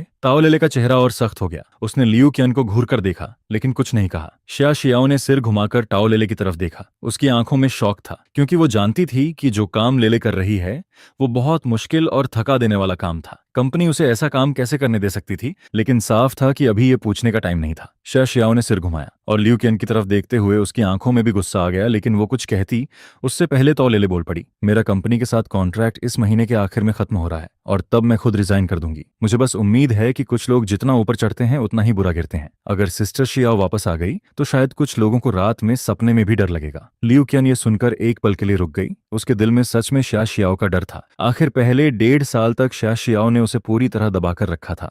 उस वक्त उसे कौन नहीं जानता था। लेकिन लियू क्यान जल्दी ही हंस पड़ी। उसने श्याओ की तरफ ऐसे देखा जैसे कोई बहुत बड़ा मजाक सुन लिया हो। वापस आएगी, ये सबसे फनी जोक है जो मैंने कभी सुना है। कौन सी कंपनी एक ऐसी एक्सपायर्ड आर्टिस्ट को साइन करेगी जिसके साथ बच्चा भी हो? और बच्चे की बात करें तो श्याओ, तुम्हारी बच्ची काफी अच्छी दिखती है, तुम इसे नेक्स्ट जनरेशन की पॉपुलर लिटिल फ्लावर बना सकती हो। लियू क्यान लगातार बोलती जा रही थी और उसके चेहरे पर अजीब सी एक्साइटमेंट थी। वो तो उस प्यारी सी बच्ची का चेहरा पकड़ने के लिए हाथ भी बढ़ाने लगी। अपने गंदे हाथ उससे दूर रखो, अगर तुमने उसे छूने की हिम्मत की तो मैं तुम्हें इतना रुलाऊंगा कि तुम्हारे पास रोने की भी जगह नहीं बचेगी। 2 आवाजें एक साथ गूंजी, एक श्याओ की थी और दूसरी तुम्हारी भारी आवाज थी। तुम्हारी आंखों में गुस्सा साफ दिख रहा था। तुम जल्दी से श्याओ के पास पहुंचे, उसके हाथ में जो चीजें थीं वो ले लीं, फिर लियू क्यान के सामने खड़े हो गए और श्याओ और मेंगमेन को अपने पीछे कर लिया। लियू क्यान एक पल के लिए डर गई। उसका शरीर अपने आप 2 कदम पीछे चला गया। इस वक्त तुम बहुत गुस्से में थे और तुम्हारे अंदर से एक बहुत स्ट्रांग दबाव महसूस हो रहा था, लेकिन जब उसने खुद को संभाला और ध्यान से तुम्हें देखा तो वो अचानक हंस पड़ी। ओह, तो ये वही गोरा सा निकम्मा है, बेकार आदमी। मैं सोच रही थी कौन है, तो तुम हो। क्या अब तुम सबके सामने मारपीट भी करोगे? तुमने भौहें सिकोड़ ली, फिर पीछे मुड़कर श्याओ की तरफ देखा। तुम्हारी आंखों में सवाल था, जैसे पूछ रहे हो ये कहां से आ गई। श्याओ ने धीरे से कहा, ये हमारी पुरानी कंपनी की सिंगर है। मैंने नहीं सोचा था कि यहाँ मिल जाएगी। तुम शायद किसी से नहीं डरते थे, लेकिन श्याओ थोड़ी डरी हुई थी। जब उसने तुम्हें अपनी तरफ देखते हुए देखा तो उसने हल्का सा सिर झुका लिया। उसे ऐसे देखकर तुम्हारी भौहें और ज्यादा सिकुड़ गईं, तुम्हारे दिल में और गुस्सा भर गया। तुमने शा शियाओ से कुछ नहीं पूछा, बस सिर घुमाकर ऊपर से लियू कियन की तरफ देखा। सिंगर, सॉरी, मैंने तुम्हारा नाम कभी नहीं सुना और मैं तुम्हें जानता भी नहीं। मुझे बस इतना पता है कि अच्छा कुत्ता रास्ते में नहीं आता, रास्ते से हट जाओ। तुम्हारी आवाज बहुत ठंडी और सीरियस थी। ये सुनते ही लियू कियन की आवाज और तेज हो गई। पहले अपनी औकात देखो। क्या तुम्हें लगता है कि मुझे नहीं पता? तुम हर दिन गौ चेंग और शुबिन की चापलूसी करते हो, फैंसी बॉय ग्रुप वालों को रोज ड्रिंक पर बुलाते हो और अब यहाँ मेरे सामने बड़े आदमी बनने का नाटक कर रहे हो। गाओ चेनग, शुबिन, तुमने इन दोनों नामों के बारे में सोचा और आखिरकार तुम्हें याद आया कि ये कौन है। ये उसी बॉय ग्रुप के मेंबर थे जिसमें पहले ओरिजिनल बॉडी वाला इंसान था। वो सर्कल छोड़ने के बाद फिर से डेब्यू करना चाहता था, इसलिए वो अक्सर इन लोगों को ड्रिंक पर बुलाता था और खुश करने की कोशिश करता था, लेकिन उन लोगों ने कभी उसे सीरियसली नहीं लिया। लेकिन मैं उन दोनों में से नहीं हूं जिनकी तुम बात कर रही हो, और अगर तुम ऐसे ही पीछे पड़ी रही तो मुझे सिक्योरिटी बुलानी पड़ेगी। लियू कियन कुछ पल चुप रही, लेकिन आखिर में वो रास्ते से हट गई। तुमने पीछे खड़ी शा शियाओ का हाथ पकड़ लिया और उसे अपने साथ आगे खींच लिया। तुमने फिर से उसे प्रोटेक्ट किया और धीरे से कहा, आगे से बाहर मत आना। जब तुम लोग लियू कियन के पास से निकल रहे थे तभी उसने अचानक शा शियाओ से कहा, कितना अफसोस है, कुछ लोग अब कभी गा नहीं सकते। शा शियाओ, मेरा नया गाना इस महीने के आखिर में आने वाला है। ये कहकर लियू कियन जोर से हंस पड़ी। तुम मुझसे कैसे कंपेयर कर सकती हो? उसकी हंसने की आवाज सबके कानों में गूंजती रही। टायो लेले का मन कर रहा था कि अभी जाकर उसे मार दे। उसे साफ पता था कि सिस्टर शियाओ को गाना कितना पसंद है, लेकिन अब वो गा नहीं सकती और उसने जानबूझकर ये बात कही। ये सीधा दिल पर अटैक था। तुम्हारे कदम भी एक पल के लिए रुक गए। तुमने गहरी नजर से उसकी तरफ देखा, फिर बिना कुछ बोले आगे बढ़ गए। शा शियाओ ने कुछ नहीं कहा, बस उसके होंठ हल्के से कांपे। लेकिन तभी अचानक एक साफ और मजबूत आवाज सुनाई दी, मम्मी तुमसे अच्छा गाती हैं। तुम बहुत बुरी आंटी हो, सारे बुरे लोग ईविल होते हैं। किसी ने नहीं सोचा था कि मेंग मेंग अपनी माँ के लिए ऐसे बोलेगी। तुम बस एक सेकंड के लिए चौंके, फिर मुस्कुराते हुए उस छोटी बच्ची के सिर पर हाथ फेरा। बहुत बढ़िया, आखिर वो तुम्हारी बेटी थी। तुम्हारे दिल में जो थोड़ा गुस्सा बाकी था वो मेंग मेंग की बात सुनते ही गायब हो गया। तुम लोगों ने लियू कियन को नजरअंदाज किया और वहां से निकल गए। फिर सब लोग एक रेस्टोरेंट में पहुंचे। रास्ते भर शा शियाओ और तौ लेले बात करती रहीं। तुम बस चुपचाप साथ चलते रहे। तुम्हारे दिल में कुछ चिंता थी, लेकिन तुमने कुछ नहीं पूछा। अब जाकर सब बैठ गए थे। आसपास कोई आउटसाइडर नहीं था। शा शियाओ ने टाओ लेले का हाथ पकड़ा और आखिरकार वो सवाल पूछ लिया जो वो इतने समय से पूछना चाहती थी। लेले, तुम लियू कियन के नीचे काम कैसे करने लगी? और सिस्टर यून कैसी है? वो अब क्या कर रही है? सिस्टर यून पहले शा शियाओ की एजेंट थी। उसकी उम्र लगभग 40 साल थी, लेकिन वो हमेशा उसके साथ बहुत अच्छा व्यवहार करती थी, बिल्कुल माँ की तरह। शा शियाओ का सवाल सुनकर तो लेले ने धीरे से कहा, तुम्हारे जाने के बाद थोड़े समय में ही सिस्टर यून को जॉब से निकाल दिया गया। उसने बहुत दिनों तक नई जॉब ढूंढी, लेकिन उसे कहीं काम नहीं मिला। फिर उसकी माँ बीमार हो गई और हॉस्पिटल में एडमिट हो गई। उसे हॉस्पिटल में रहकर अपनी माँ का ख्याल रखना पड़ा। आखिर में उसे सिर्फ नैनी की जॉब मिली। शा शियाओ ने कभी नहीं सोचा था कि सिस्टर यून की हालत इतनी खराब हो जाएगी। उसकी आंखों के सामने सब धुंधला सा हो गया। उसे हल्का हल्का वो पुराना समय याद आने लगा जब सिस्टर यून हर काम बहुत अच्छे से संभालती थी। दोनों चुप हो गईं। वो जानती थी कि वो खुद को इस सब के लिए जिम्मेदार मान रही है। अगर उसने उस वक्त जिद नहीं की होती तो सिस्टर यून की हालत ऐसी नहीं होती। सिस्टर यून ने उसके लिए कई बार कंपनी की बात नहीं मानी थी, और कंपनी के लिए पैसे कमाने वाले लोग ही इंपॉर्टेंट होते हैं, इसलिए कंपनी ने भी कुछ नहीं कहा था। उसने सब छोड़ दिया और कह दिया कि वो पीछे हट रहा है। तुम इमेजिन कर सकते हो कि उसके बाद सिस्टर यून के साथ कैसा बर्ताव हुआ होगा। माहौल थोड़ा भारी हो गया। कुछ लोगों ने जल्दी जल्दी खाना खत्म किया। फिर ताई लेले ने शा शियाओ से थोड़ी देर और बात की और जल्दी में वहां से चली गई। शा शियाओ का मूड बहुत खराब था। असल में दोपहर में तुम तीनों ने मेंगमेन को एम्यूजमेंट पार्क ले जाने का प्लान बनाया था, लेकिन अब उसका बिल्कुल मन नहीं था। तुम उसका मूड महसूस कर सकते थे। तुम कुछ कहना चाहते थे, लेकिन आखिर में कुछ नहीं बोले। असल में तुम समझ ही नहीं पाते थे कि शुरुआत में शा शियाओ ने तुमसे शादी क्यों की थी, जैसे उस पर कोई मैजिक हो गया हो। पुराना वाला इंसान नहीं समझ पाया और तुम भी नहीं समझ पाए। शा शियाओ घर जाना चाहती थी। वो अकेले थोड़ी देर रहना चाहती थी, लेकिन जब उसने मेंगमेन की उम्मीद भरी आंखें देखी, मेंगमेन को दुखी नहीं करना चाहती थी, इसलिए आखिर में तुम तीनों फिर भी अम्यूजमेंट पार्क पहुंच गए। छोटी बच्ची बहुत खुश थी। वो पहली बार अम्यूजमेंट पार्क आई थी। उसने तुम्हारा हाथ पकड़ा और एक्साइटमेंट में अंदर भागने लगी। उसने सिया शियाओ का हाथ भी पकड़ लिया। उसे नहीं पता था कि भविष्य में जब भी मेंगमेंग अम्यूजमेंट पार्क की पहली ट्रिप को याद करेगी उसे दुख महसूस होगा। परिवार ने सबसे पहले कैरोसेल राइड की, फिर कुछ और राइड्स खेले। देखते देखते शाम हो गई और अम्यूजमेंट पार्क की रंग बिरंगी लाइट्स भी जल गईं। आखिरी राइड फेरिस व्हील थी। तुम मेंगमेंग को गोद में लेकर शिया शियाओ के साथ अंदर बैठे। तब तक मेंगमेंग तुम्हारी गोद में ही सो चुकी थी। फेरिस व्हील धीरे धीरे ऊपर जा रहा था और नीचे की रंग बिरंगी बिल्डिंग्स छोटी होती जा रही थी। तुम नहीं जानते थे कि शा शियाओ भी पहली बार एम्यूजमेंट पार्क आई थी और पहली बार फेरिस व्हील पर बैठी थी। उसकी आंखें केबिन के बाहर क्यूरियोसिटी से देख रही थीं। उसकी आंखों में चमक थी। वो बाहर देख रही थी और तुम उसे देख रहे थे। शायद उसने तुम्हारी नजर महसूस कर ली। उसके कान धीरे धीरे लाल होने लगे। उसने चुपके से तुम्हारी तरफ देखा। तुमने पहले कभी उसकी ऐसी नजर नहीं देखी थी और तुम उससे नजरें नहीं हटा पाए। फेरिस व्हील की लाइट्स उसके चेहरे पर पड़ रही थीं और तुम्हें अचानक लगा कि वो बहुत खूबसूरत लग रही है। फेरिस व्हील अभी भी धीरे धीरे ऊपर जा रहा था। तभी अगले ही पल कैसल के चारों कोनों से एक साथ फायरवर्क्स आसमान में फूट पड़े और उन फायरवर्क्स की रोशनी में तुमने शिया शियाओ के चेहरे पर पहली बार दिल से निकली हुई मुस्कान देखी। वो मुस्कान सच में दिल से थी। तुम कुछ पल के लिए चुप रह गए। इस वक्त फेरिस व्हील सबसे ऊपर पहुंच गया था। फायरवर्क्स और साफ दिख रहे थे और शिया शियाओ का चेहरा और भी खूबसूरत लग रहा था। तुम्हें अब पहले जितना डरने की जरूरत नहीं है। तुम्हारी आवाज फायरवर्क्स की आवाज में बहुत हल्की थी। शिया शियाओ को साफ सुनाई नहीं दिया। उसने सवाल भरी नजरों से तुम्हारी तरफ देखा। तुमने उसकी तरफ नहीं देखा, बस बाहर आसमान में फायरवर्क्स को देखते हुए धीरे से कहा, तुम बहुत ज्यादा जेंटल हो, ये ठीक नहीं है। लोग तुम्हें हर्ट करेंगे। तुम्हें पहले जितना डरने की जरूरत नहीं है। मैं जानता हूँ तुम गाना गाना चाहती हो, ये भी मैं जानता हूँ। और भी बहुत सी चीजें हैं जो तुम करना चाहती हो। फिक्र मत करो, मेंगमेंग का ध्यान मैं रख लूंगा। शिया शियाओ एकदम चुप हो गई। तुमने सिर घुमाया और देखा कि उसके चेहरे पर आंसुओं की 2 लाइनें बह रही थीं। उसकी आंखें बिना पलक झपकाए तुम्हें देख रही थीं। उसकी आंखों में जो दर्द था, जो शिकायत थी और जो कॉम्प्लिकेटेड फीलिंग्स थीं, वो तुम्हें हिला देने के लिए काफी थीं। तुम अचानक नर्वस हो गए। तुम्हें समझ नहीं आया वो अचानक रो क्यों रही है। तुम कौन हो? शिया शियाओ लगातार तुम्हें देख रही थी। उसकी भरोसे से भरी आंखों में धुंध थी। उसकी आवाज साफ थी, ज्यादा तेज नहीं, लेकिन वो सीधा तुम्हारे दिल में जाकर लगी। ये वही था जिससे तुम सबसे ज्यादा डरते थे। तुम चुप हो गए। धीरे धीरे आसपास सब शांत हो गया, जैसे फायरवर्क्स की आवाज भी गायब हो गई हो। बहुत देर बाद तुमने हल्की सी मुस्कान के साथ उसकी तरफ देखा और तुम्हारी आवाज थोड़ी भारी हो गई। मैं बू शिंगई हूं। शिया शियाओ तुम्हें देखती रही। तुम्हारी मुस्कान ने उसके दिल की धड़कन को पूरी तरह बिगाड़ दिया, जैसे उसका दिल बेकाबू होकर धड़क रहा हो। लेकिन तुम्हारा जवाब उससे भी ज्यादा अनएक्सपेक्टेड था। उसने तुम्हारी साफ और चमकती आंखों को देखा और उसके आंसू और तेजी से गिरने लगे। उसने अपने घुटनों को पकड़ लिया, सिर झुका लिया, फिर बहुत हल्की आवाज में बोली, हाँ तुम वो शिंगई हो। अगर तुम वो नहीं हो तो फिर कौन हो सकता है? मैं तुम्हें एक पुरानी सी कहानी सुनाती हूँ। एक ऑर्फनेज में एक छोटी सी लड़की थी। वो बहुत डरपोक थी, लेकिन ऑर्फनेज में एक लड़का था जो उससे 1 साल बड़ा था और हमेशा उसकी रक्षा करता था। एक दिन कुछ लड़कों ने उसे तंग किया तो उस लड़के ने उसे अपने पीछे छुपा लिया और खुद उसके सामने खड़ा हो गया।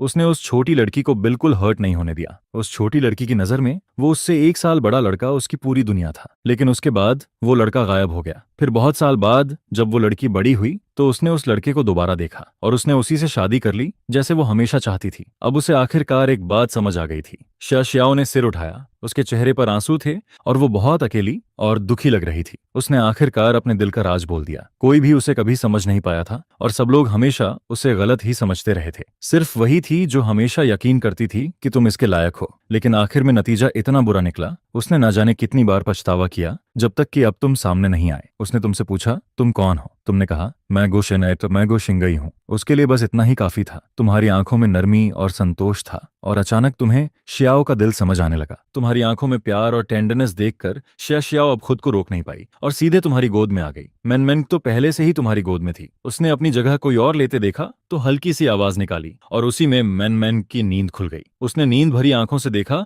कि उसकी मम्मी उसकी जगह पर है। छोटी बच्ची बस एक पल के लिए रुकी, फिर खुश होकर एक हाथ से तुम्हें और दूसरे हाथ से अपनी मां को पकड़ लिया और दोनों के गालों पर किस कर दिया। आज मेंगमेंग के लिए सबसे अच्छा दिन था। तुमने अपनी गोद में बैठी दोनों खूबसूरत लड़कियों को देखा और अचानक तुम्हें लगा कि अब कुछ भी मायने नहीं रखता। जिंदगी सही दिशा में जा रही है, बस इतना ही काफी है। लेकिन कुछ प्लान्स बदलने पड़ेंगे। धीरे धीरे फायरवर्क्स खत्म होने लगे। फेरिस व्हील भी धीरे धीरे नीचे आने लगा।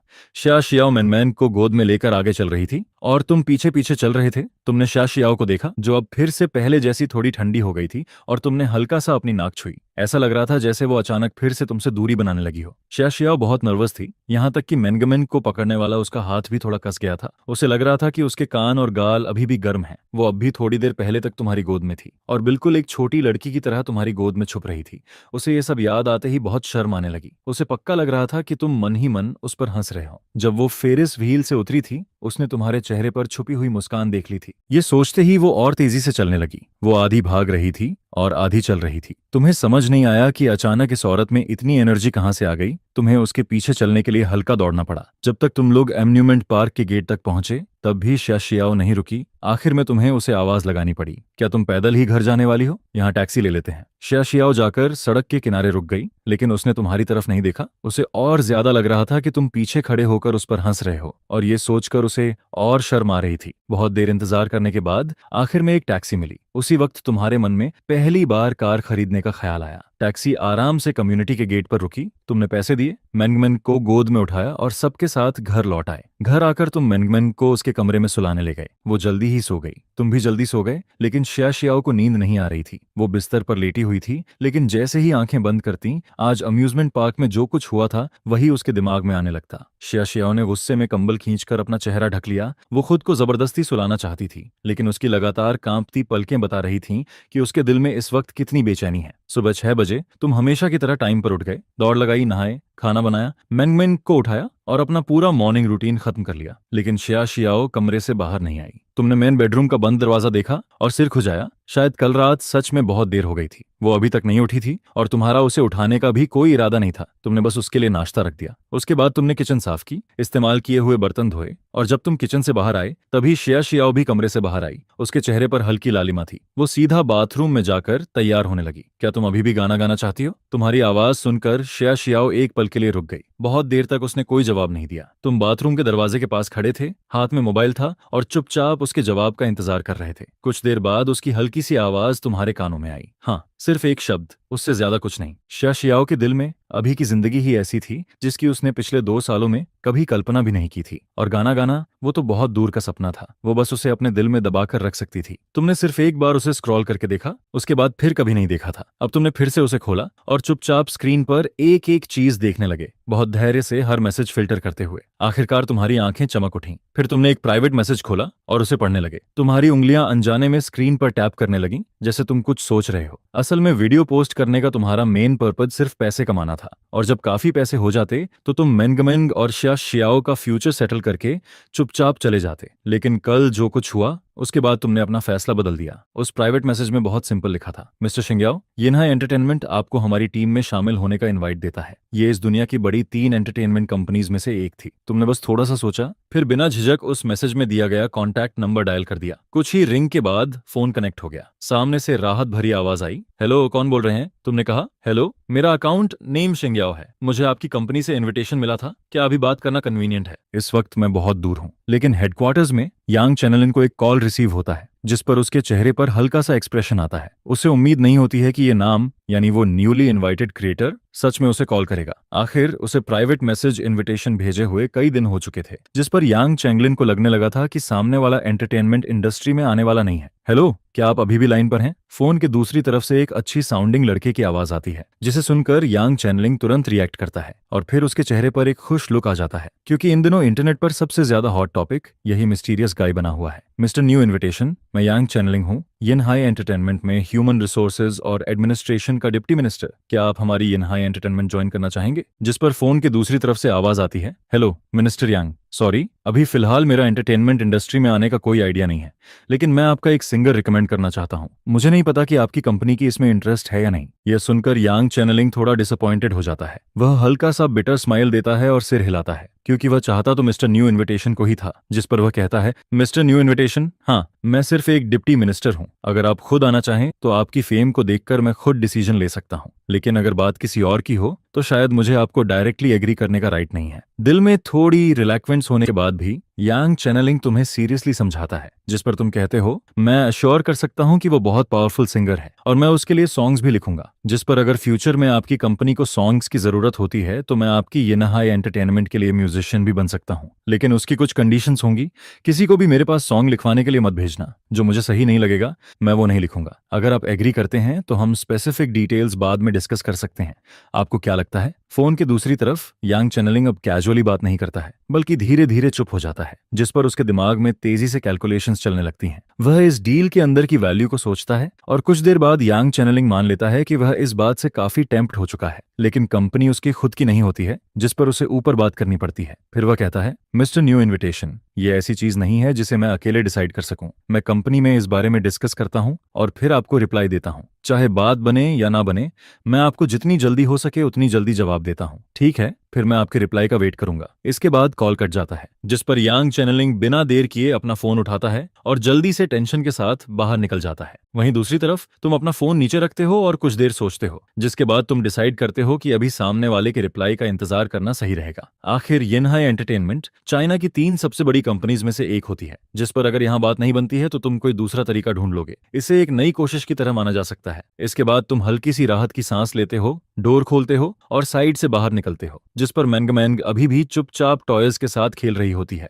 और अपने मुंह में कुछ न कुछ बोलती रहती है। वहीं शियाशियाओ नहाकर आ चुकी होती है और डाइनिंग टेबल पर बैठकर खाना खा रही होती है। जैसे ही उसे डोर खुलने की आवाज सुनाई देती है, वह सिर उठाकर तुम्हारी तरफ देखती है और फिर तुरंत ऐसे बिहेव करती है जैसे कुछ हुआ ही ना हो और वापस सिर झुकाकर खाने लगती है। लेकिन उसके चेहरे की एक्सप्रेशन तुम्हारी नजरों में आ जाती है और साथ ही उसकी आंखों के नीचे पड़े वो पैंडा आईज भी, जिसे देखकर तुम्हें तुरंत समझ आ जाता है कि वह कल रात क्या सोच रही थी। उसे सच में इंसोम्निया हो गया था, जिस पर तुम और भी ज्यादा स्प्लिशलेस हो जाते हो। तुम्हें समझ नहीं आता कि वह आखिर शर्म किस बात की कर रही है, लेकिन तुम उससे एंटरटेनमेंट कंपनी वाली बात नहीं बताते हो क्योंकि अभी उसे बताने का कोई फायदा नहीं होता है। लेकिन तभी अचानक डोर नॉक होता है, जिस पर तुम सस्पिशियस होकर शियाशी याओ की तरफ देखते हो, लेकिन वह भी उतने ही कंफ्यूज्ड फेस के साथ तुम्हारी तरफ देख रही होती है, जिसे देखकर तुम और भी कंफ्यूज हो जाते हो क्योंकि तुम और शियाशी याओ दोनों ही ऑर्फन होते हो। तुम लोगों के घर तो जैसे हजारों साल में कोई नहीं आता है, जिस पर तुम सोचने लगते हो कि आखिर ये कौन हो सकता है। लेकिन बाहर वाला लगातार डोर पीटता रहता है और आवाज भी ज्यादा लाउड होती जाती है। साफ पता चलता है कि बाहर वाले को काफी देर तक कोई रिस्पॉन्स नहीं मिलता है, जिस पर वह और ज्यादा जोर से नॉक करने लगता है। तुम भौहें सिकोड़ लेते हो क्योंकि ये आदमी बहुत रूड लगता है। कोई रिप्लाई नहीं देता है तो क्या इसका मतलब ये होता है कि इतनी जोर से डोर पीटो, जिस पर तुम्हारा चेहरा थोड़ा ठंडा पड़ जाता है। तुम उठते हो और डोर की तरफ बढ़ने लगते हो, लेकिन तभी बाहर वाला अचानक जोर से चिल्लाता है, शाबू जल्दी डोर खोलो, मुझे पता है तुम घर पर हो। क्या हुआ, आज हमें ड्रिंक के लिए मैसेज नहीं भेजोगे? इन दो फेमिलियर और शार्प आवाजों को सुनते ही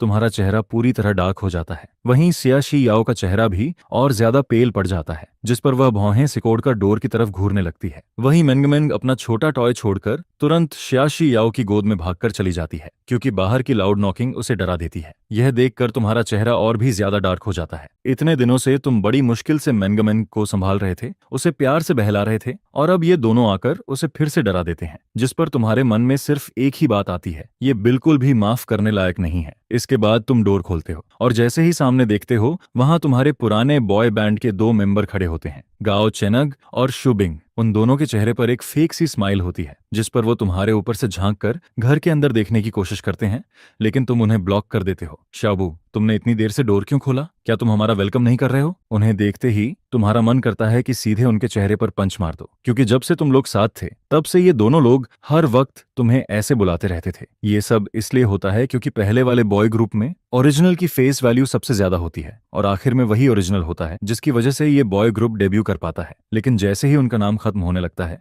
वैसे ही उनके चेहरे भी बदलने लगते हैं, जिस पर वो हर बार शाओबू कहकर उसका मजाक उड़ाते हैं। ऐसे लोग जिनके बारे में ओरिजिनल पहले सोचता था कि उनसे रिलेशन अच्छा रखना चाहिए, अब वही सबसे ज्यादा फनी लगते हैं। लेकिन तुम पहले वाले बेवकूफ शाओबू नहीं होते हो, जिस पर नेचुरली तुम उन्हें कोई अच्छा फेस नहीं देते हो। तुम सीधे उन्हें देखते हुए कहते हो, तुम दोनों का यहाँ वेलकम नहीं है, जहां से आए हो वहीं वापस चले जाओ। जिस पर दाईं तरफ खड़ा गौ चेनग अपनी फेक स्माइल के साथ एक कदम आगे बढ़ता है। शाबू, आज तुम्हारा मूड खराब है क्या? तुम तो हमेशा हमें देखने के लिए बेचैन रहते थे, अब हम आ गए हैं तो ये एटीट्यूड क्यों दिखा रहे हो? मुझे पता है तुम ड्रिंक नहीं करते हो। चलो, ब्रदर गौ तुम्हारे साथ 2 ग्लास पी लेता है। अगर पहले वाला शाबू होता तो शायद खुशी खुशी इन्हें अंदर बुला लेता और उनके साथ ड्रिंक भी करता, लेकिन तुम वो नहीं होते हो, जिस पर तुम सीधे डोर बंद करने लगते हो और गौ चेन का आगे बढ़ा हुआ हाथ साइड में हटा देते हो। तुम कोल्ड एक्सप्रेशन के साथ कहते हो, शराब वापस ले जाओ, मैं अब फ्यूचर में नहीं पीऊंगा और मैं तुम लोगों से दोबारा मिलना भी नहीं चाहता, आगे से मेरे पास मत आना। यह सुनकर गौ चेंग का चेहरा थोड़ा बदल जाता है। वह एक कदम आगे आता है और तुम्हें घूरने लगता है। फिर वह शुबिन की तरफ मुड़कर देखता है, जिस पर दोनों अचानक हंसने लगते हैं। शाओबिन, मैंने सही सुना ना? इसने कहा कि यह हमसे मिलना नहीं चाहता। गाओ चेंग अपने कान को उंगली से छूते हुए ऐसे दिखाता है जैसे उसे यकीन ही नहीं हो रहा हो, जिस पर शुबिन भी हंसते हुए कहता है, ब्रदर गाओ, आपने सही सुना। लगता है ये कि लिंक पर बेट लगाकर खुद को बहुत अमेजिंग समझने लगा है। अब तो सच में इसका दिमाग खराब हो गया है। इसे लगता है कि ये अभी भी पहले जितना हैंडसम है। जिस पर गौ चेन का चेहरा अचानक ठंडा पड़ जाता है। वह तुम्हें ऊपर से नीचे तक देखता है और फिर कहता है, तुम अपनी हालत देखो।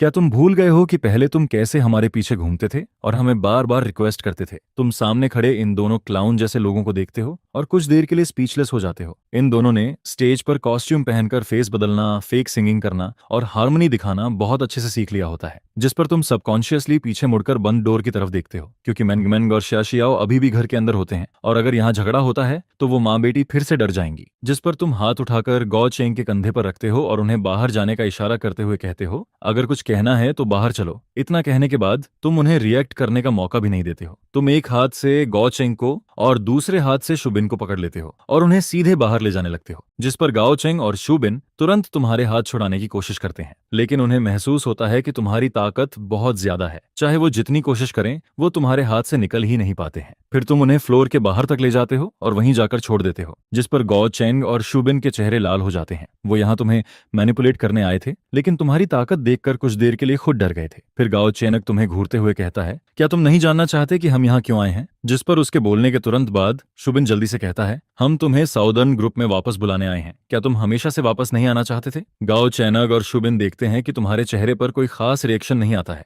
लेकिन उनकी आंखों में चालाकी साफ दिखाई देती है। जिस पर वो आगे कहते हैं, तुम हमेशा कहते थे कि शशि याओ ने तुम्हारा फ्यूचर बर्बाद कर दिया। अब हम तुम्हारी हेल्प कर सकते हैं। तुम वापस आ सकते हो, लेकिन तुम्हें शशि याओ को डिवोर्स देना होगा। कैसा है? सिंपल डील है ना? यह सुनकर तुम कुछ सेकंड तक उन्हें देखते रहते हो। तुम्हें सच में समझ नहीं आता कि क्या ये दोनों खुद ही अपने झूठ पर यकीन करने लगे हैं। फिर तुम कोल्ड आवाज में कहते हो, तुम दोनों की बकवास खत्म हो गई हो तो अब यहां से निकल जाओ। तुम उन्हें बिल्कुल भी फेस नहीं देते हो, बल्कि पहले से भी ज्यादा सीधे तरीके से मना कर देते हो, जिस पर दोनों के चेहरे और ज्यादा लाल हो जाते हैं। वो ऐसे लगते हैं जैसे कुछ करना चाहते हो, लेकिन तुम्हारी ताकत याद आते ही हिम्मत नहीं कर पाते हैं। फिर तुम हाथ बढ़ाकर गौ चेंग के कंधे पर थपथपाते हो, लेकिन इस बार तुम्हारी पकड़ इतनी टाइट होती है कि उसका चेहरा दर्द से बदल जाता है। जिस पर तुम उसके कान के पास झुककर कहते हो, मुझे पता है कि तुम दोनों यहाँ क्यों आए हो। वापस जाकर अपने मास्टर से कहना कि वो आगे से याओ को परेशान करने की कोशिश ना करे, वरना तुम अपनी बात पूरी नहीं करते हो। बल्कि इतना कहकर सीधा मुड़ जाते हो और वापस घर की तरफ चलने लगते हो। तुम्हारी बैग को देखते हुए गाओ चेनग और शुबिन के चेहरे गुस्से से लाल हो जाते हैं।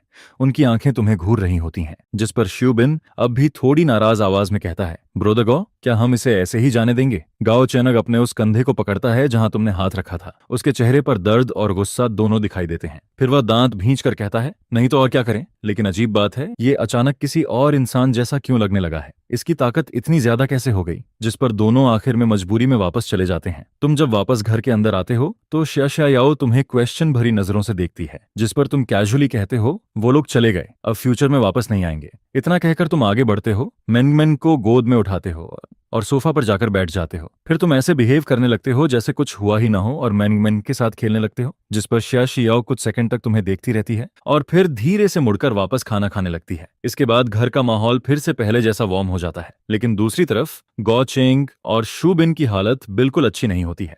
अभी अभी उन्हें तुमसे इंसल्ट मिली होती है और उसके बाद उन्हें लियू केन से भी बुरी तरह डांट पड़ती है, क्योंकि उन्होंने लियू केन से प्रॉमिस किया था कि वो तुम्हें मना लेंगे, लेकिन यहाँ आकर वो सीधे भगा दिए जाते हैं, जिस पर दोनों के दिल में तुम्हारे लिए और ज्यादा नफरत भर जाती है। और फिर शाम को तुम्हारे फोन पर एक कॉल आता है, मिस्टर हारुका शिन, हमने डिस्कस किया है कि आप कंपनी में किसी को रिकमेंड कर सकते हैं, लेकिन ऊपर वालों का कहना है कि फिलहाल आपके पास सिर्फ 2 सॉन्ग्स हैं और उनमें से एक डाइंग चिल्ड्रन सॉन्ग है। गलत मत समझिए, दोनों सॉन्ग्स बहुत अच्छे हैं, लेकिन मैं अभी भी आपकी कंपोजिंग एबिलिटी देखना चाहता हूं। आखिर बिना कंपोज किए ये जानना आसान नहीं है। जिस पर तुम्हें तुरंत समझ आ जाता है कि सिर्फ 2 सॉन्ग्स की वजह से सामने वाला अभी भी तुम्हारी एबिलिटी पर पूरा भरोसा नहीं कर रहा है। कंपोजिंग, हाँ कर सकता हूँ। तुम्हारा जवाब सिंपल और साफ होता है, जिस पर यांग चैंगलिन के दिल में जो टेंशन चल रही होती है वो थोड़ी कम हो जाती है। आज पूरे दिन वह तुम्हारे लिए ऊपर तक बात करता रहा होता है। वह तुम्हारे टैलेंट पर भरोसा करता है, लेकिन ऊपर वालों के मन में अभी भी डाउट होता है। फिर भी आखिर में कंपनी तुम्हें एक मौका देने के लिए रेडी हो जाती है, जिस पर यांग चैंगलिन कहता है, असल में हुआंग ने हाल ही में कई एंटरटेनमेंट कंपनीज को एक मुश्किल प्रॉब्लम दी है। उन्होंने बहुत सारे लिरिक्स और सॉन्ग्स इनवाइट किए हैं, लेकिन अभी तक किसी का भी काम उन्हें में पसंद नहीं आया। आखिर में सबको पास कर दिया गया, जिस पर अगर आप इस प्रॉब्लम को सॉल्व कर लेते हैं तो कंपनी को आगे कभी भी आप पर डाउट नहीं रहेगा। मिस्टर शिन याओ, क्या हम मिलकर इस बारे में डिटेल में बात कर सकते हैं? आपको यहाँ आना होगा ताकि आप लाइव लिरिक्स और कंपोजिशन करके दिखा सकें। यांग चैनलन बहुत सिंसियरली ये बात कहता है, क्योंकि वह भी इस मिस्टीरियस आदमी से मिलना चाहता है। तुम कुछ देर सोचते हो, घर पर बच्चों का ख्याल रखने के अलावा कोई और जरूरी काम नहीं होता है, जिस पर तुम जल्दी से एग्री कर देते हो। ठीक है, कब और कहाँ? मोडू, अगर पॉसिबल हो तो बेहतर होगा कि आप कल ही आ जाएं, क्योंकि जितनी जल्दी होगा उतना ही ये आपकी वैल्यू दिखाएगा। ठीक है,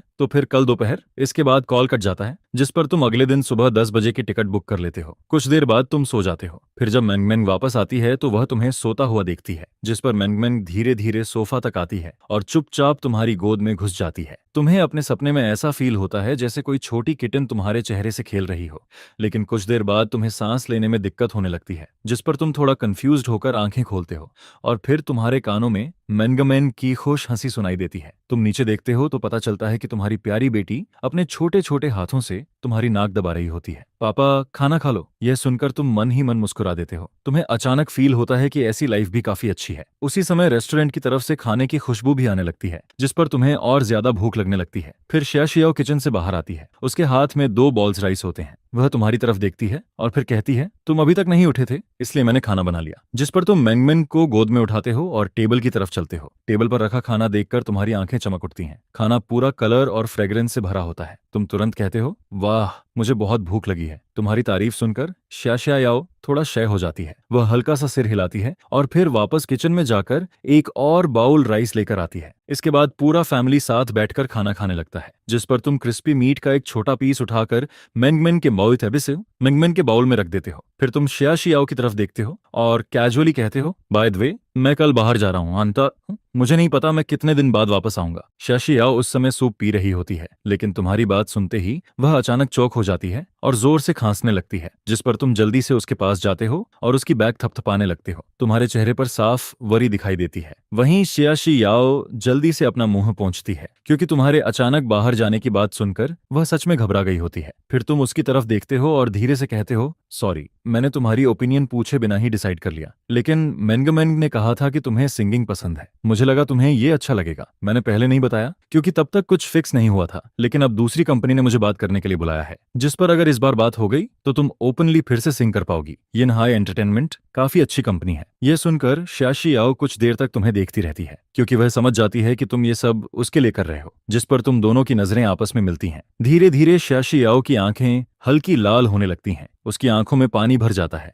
और उसका पूरा एक्सप्रेशन अचानक बहुत सॉफ्ट हो जाता है। उसका ये लुक देखकर तुम्हारे लिए भी उसे देखना मुश्किल हो जाता है, जिस पर तुम थोड़ा सिर झुका लेते हो। फिर शियाशियाओ धीरे से कहती है, मुझे सिंगिंग पसंद है, मुझे बहुत पसंद है, सच में बहुत पसंद है। उसकी आवाज धीरे धीरे और ज्यादा फर्म होने लगती है, क्योंकि उसे सिंगिंग पसंद होती है और वह ताओ लेले और सिस्टर यून की भी हेल्प करना चाहती है, ताकि उन्हें आगे कभी किसी के सामने दबना ना पड़े। जब से वह ताई लेले से मिली होती है, तब से वह हमेशा उनकी चिंता करती रहती है, जिस पर तुम सिर उठाकर उसे देखते हो और हल्का सा स्माइल करते हुए कहते हो, कुछ प्रूव करने की जरूरत नहीं है, अगर तुम्हें पसंद है तो वही काफी है। अगली सुबह तुम जल्दी निकलने के लिए रेडी हो जाते हो। फिर तुम शियाशियाओ की तरफ देखते हो और कहते हो, मैं जल्दी वापस आ जाऊंगा, शायद 1 या 2 दिन में, चिंता मत करना। इसके बाद तुम टैक्सी बुलाते हो और एयरपोर्ट के लिए निकलने लगते हो। जाने से पहले तुम मुड़कर शियाशियाओ की तरफ देखते हो, जिस पर शियाशियाओ धीरे से सिर हिलाती है, लेकिन उसकी आंखों में साफ रिलिक्वांस दिखाई देती है। पहले वह हमेशा तुमसे दूर भागना चाहती थी, लेकिन उसे खुद भी उम्मीद नहीं थी कि सिर्फ कुछ दिनों में उसे तुम्हारे जाने का इतना बुरा लगेगा। आखिर तुम सिर्फ 2 दिन के लिए ही तो जा रहे होते हो, लेकिन उसे ऐसा फील हो रहा होता है जैसे बहुत लंबे समय के लिए दूर जा रहे हो। तुम खुद को काम रखते हो, फिर उसकी तरफ देखना बंद कर देते हो, मुड़ते हो और टैक्सी में बैठ जाते हो। कार धीरे धीरे दूर जाने लगती है, जिस पर रियर व्यू मिरर में दिख रही वो 2 छोटी शैडोज धीरे धीरे और छोटी होती जाती हैं। तुम आंखें बंद कर लेते हो, क्योंकि तुम खुद भी नहीं समझ पाते हो कि तुम्हें कैसा फील हो रहा है। 3 घंटे बाद तुम प्लेन से नीचे उतरते हो, जिस पर तुम्हें तुरंत मोडू की भीड़ और उसका एक्साइटमेंट फील होने लगता है। जियांगचेंग के मुकाबले यहाँ बहुत ज्यादा लोग होते हैं, जिस पर भीड़ के बीच से निकलना भी मुश्किल हो जाता है। तुम बड़ी मुश्किल से लोगों के बीच रास्ता बनाते हुए आगे बढ़ते हो और आखिर में एग्जिट 5 तक पहुंच जाते हो। वहां पहुंचकर तुम राहत की सांस लेते हो और बाहर खड़े होकर सामने देखने लगते हो। तुम्हारे सामने बहुत सारे लोग बोर्ड्स पकड़े खड़े होते हैं, जिस पर तुम भीड़ में अपना नाम ढूंढने लगते हो, क्योंकि आने से पहले तुम्हारी यांग चैनलिंग से बात हो चुकी होती है और उसने कहा होता है कि वह तुम्हें इसी एग्जिट पर लेने आएगी। इसकी वजह से तुम काफी देर तक उसे ढूंढते रहते हो और फिर आखिरकार तुम्हें एक लंबी वुमन दिखाई देती है, जिसने पीच कलर की ड्रेस के ऊपर एक प्रोफेशनल सूट पहना होता है। उसके हाथ में शिंग्याओ का कार्ड होता है, जिस पर तुम आगे बढ़कर उसे वेव करते हो, हेलो, क्या आप मिनिस्टर यांग हैं? जिसके जवाब में वह कहती है, मैं शिंग्याओ हूं। फिर वह हल्का सा अनहैप्पी होकर कहती है, सॉरी तुम्हें इतनी देर वेट करवाया। जिस पर यांग चैनलिंग सामने खड़े इंसान को देखती है और उसकी आंखों में सरप्राइज की एक हल्की सी झलक आती है। फिर यांग चैनलिंग अपने मन में थोड़ा रिग्रेट भी फील करती है, अगर मैं तुम्हें साइन कर पाती तो कितना अच्छा होता। फिर वह कहती है, हेलो, मैं यांग चैनलिंग हूँ, मैं भी अभी अभी आई हूँ। मिस्टर शिंग्याओ, आप सच में काफी यंग हैं। यांग चैनलिंग के चेहरे पर एक प्रोफेशनल स्माइल होती है, जिस पर वह धीरे से तुम्हारे साथ हैंडशेक करती है और फिर हाथ छोड़ देती है। इसके बाद वह कहती है, चलो इस तरफ चलते हैं, यहाँ बहुत ज्यादा लोग हैं। मेरी कार अंडरग्राउंड पार्किंग में खड़ी है और अभी हम रेस्टोरेंट जा रहे हैं। पहले कहीं बैठकर कुछ खा लेते हैं, फिर आराम से बात करेंगे। जिस पर तुम सिर हिलाते हो और फिर यांग चैनलिंग के साथ साइड बाय साइड बाहर की तरफ चलने लगते हो। यांग चैनलिंग सच में वर्कप्लेस की बहुत एक्सपीरियंस पर्सन होती है। चलते हुए वह लगातार कोई ना कोई टॉपिक निकालती रहती है, जिस पर वह तुमसे बातें करती जाती है। उसने सोचा था कि तुम्हारी उम्र का कोई लड़का शायद ज्यादा बात नहीं कर पाएगा, लेकिन जब वह तुमसे बात करती है तो उसे पता चलता है कि तुम उसके हर टॉपिक के साथ आसानी से चल लेते हो और तुम बाकी यंग लोगों की तरह बिल्कुल भी सिर्फ ऊपर देखकर बात करने वाले नहीं होते। जिस पर यांग चैनलिंग तुम्हें और भी ज्यादा रिस्पेक्ट से देखने लगती है। सच में टैलेंटेड लोग कहीं भी अपना नाम बना लेते हैं, तुम नहीं जानते, लेकिन यांग चैनलिंग फिर से तुम्हारी तरफ देखती है। अगर तुम्हें पता होता तो शायद तुम कुछ बोल ही नहीं पाते। तुम्हारे पास दो तरह की स्किल्स होती हैं और ऊपर से तुम अभी सिर्फ अपनी 50s में ही होते हो। अगर तुम्हारे पास इतनी इमोशनल इंटेलिजेंस ना होती तो शायद तुम सीधा कोई रोप ढूंढ लेते। इसके बाद तुम दोनों कार में बैठ जाते हो। तुम खिड़की के बाहर की बिजी सिटी को देखते रहते हो, जिस पर यांग चैनलिंग बीच बीच में तुम्हें यहाँ की लोकल खासियतों के बारे में बताती रहती है। और फिर थोड़ी ही देर में तुम दोनों एक खास रेस्टोरेंट में पहुंच जाते हो। खाना आने का वेट करते हुए यांग चैनलिंग सीधे मेन टॉपिक पर आ जाती है। मैं तुम्हें मिस्टर गू बुलाऊंगी। मुझे नहीं पता कि इस बार तुम किसे रिकमेंड करना चाहते हो, कोई एमेचर या फिर कोई प्रोफेशनल सिंगर। जिस पर तुम कहते हो, मुझे नहीं पता कि मिनिस्टर यांग ने हारुमे शिमोनिशी का नाम सुना है या नहीं। वह पहले एक सिंगर थी, लेकिन बाद में उसने यह इंडस्ट्री छोड़ दी। अब वह वापस आने के बारे में सोच रही है। बिजनेस की बात आते ही यांग चैनलिंग तुरंत इंटरेस्टेड हो जाती है। उसने पहले शिंग्याओ के सॉन्ग्स सुने होते हैं, 2 साल पहले की वह फेमस लिटिल फ्लावर, जिसकी सिंगिंग स्किल्स सच में बहुत अच्छी होती हैं। लेकिन जिस वजह से यांग चैनलिंग थोड़ा हेजिटेट करती है वह ये होती है कि हारुमेई को अपनी रिलेशनशिप एक्सपोज होने की वजह से इंडस्ट्री छोड़नी पड़ी थी, और जिससे वह प्यार करती थी वह एक ऐसा लिटिल व्हाइट फेस माना जाता था जो कुछ नहीं करता था। इसलिए यह मामला काफी मुश्किल माना जाता है। जिस पर यांग चैनलिंग कुछ देर सोचती है, फिर वह अपने बालों को हल्का सा पीछे करती है और तुम्हारी तरफ देखकर कहती है, मैं उसे जानती हूँ, लेकिन मैं यह नहीं जानती कि मिस्टर गू का उसके साथ क्या रिलेशन है। क्या तुम जानते हो कि उसने पहले इंडस्ट्री क्यों छोड़ी थी? जिस पर तुम यांग चैनलिंग की आंखों में देखते हो और फिर धीरे से कहते हो, वह मेरी वाइफ है। यह सुनते ही यांग चैनलिंग जैसी एक्सपीरियंस्ड वुमन भी शॉक हो जाती है। हस्बैंड और वाइफ,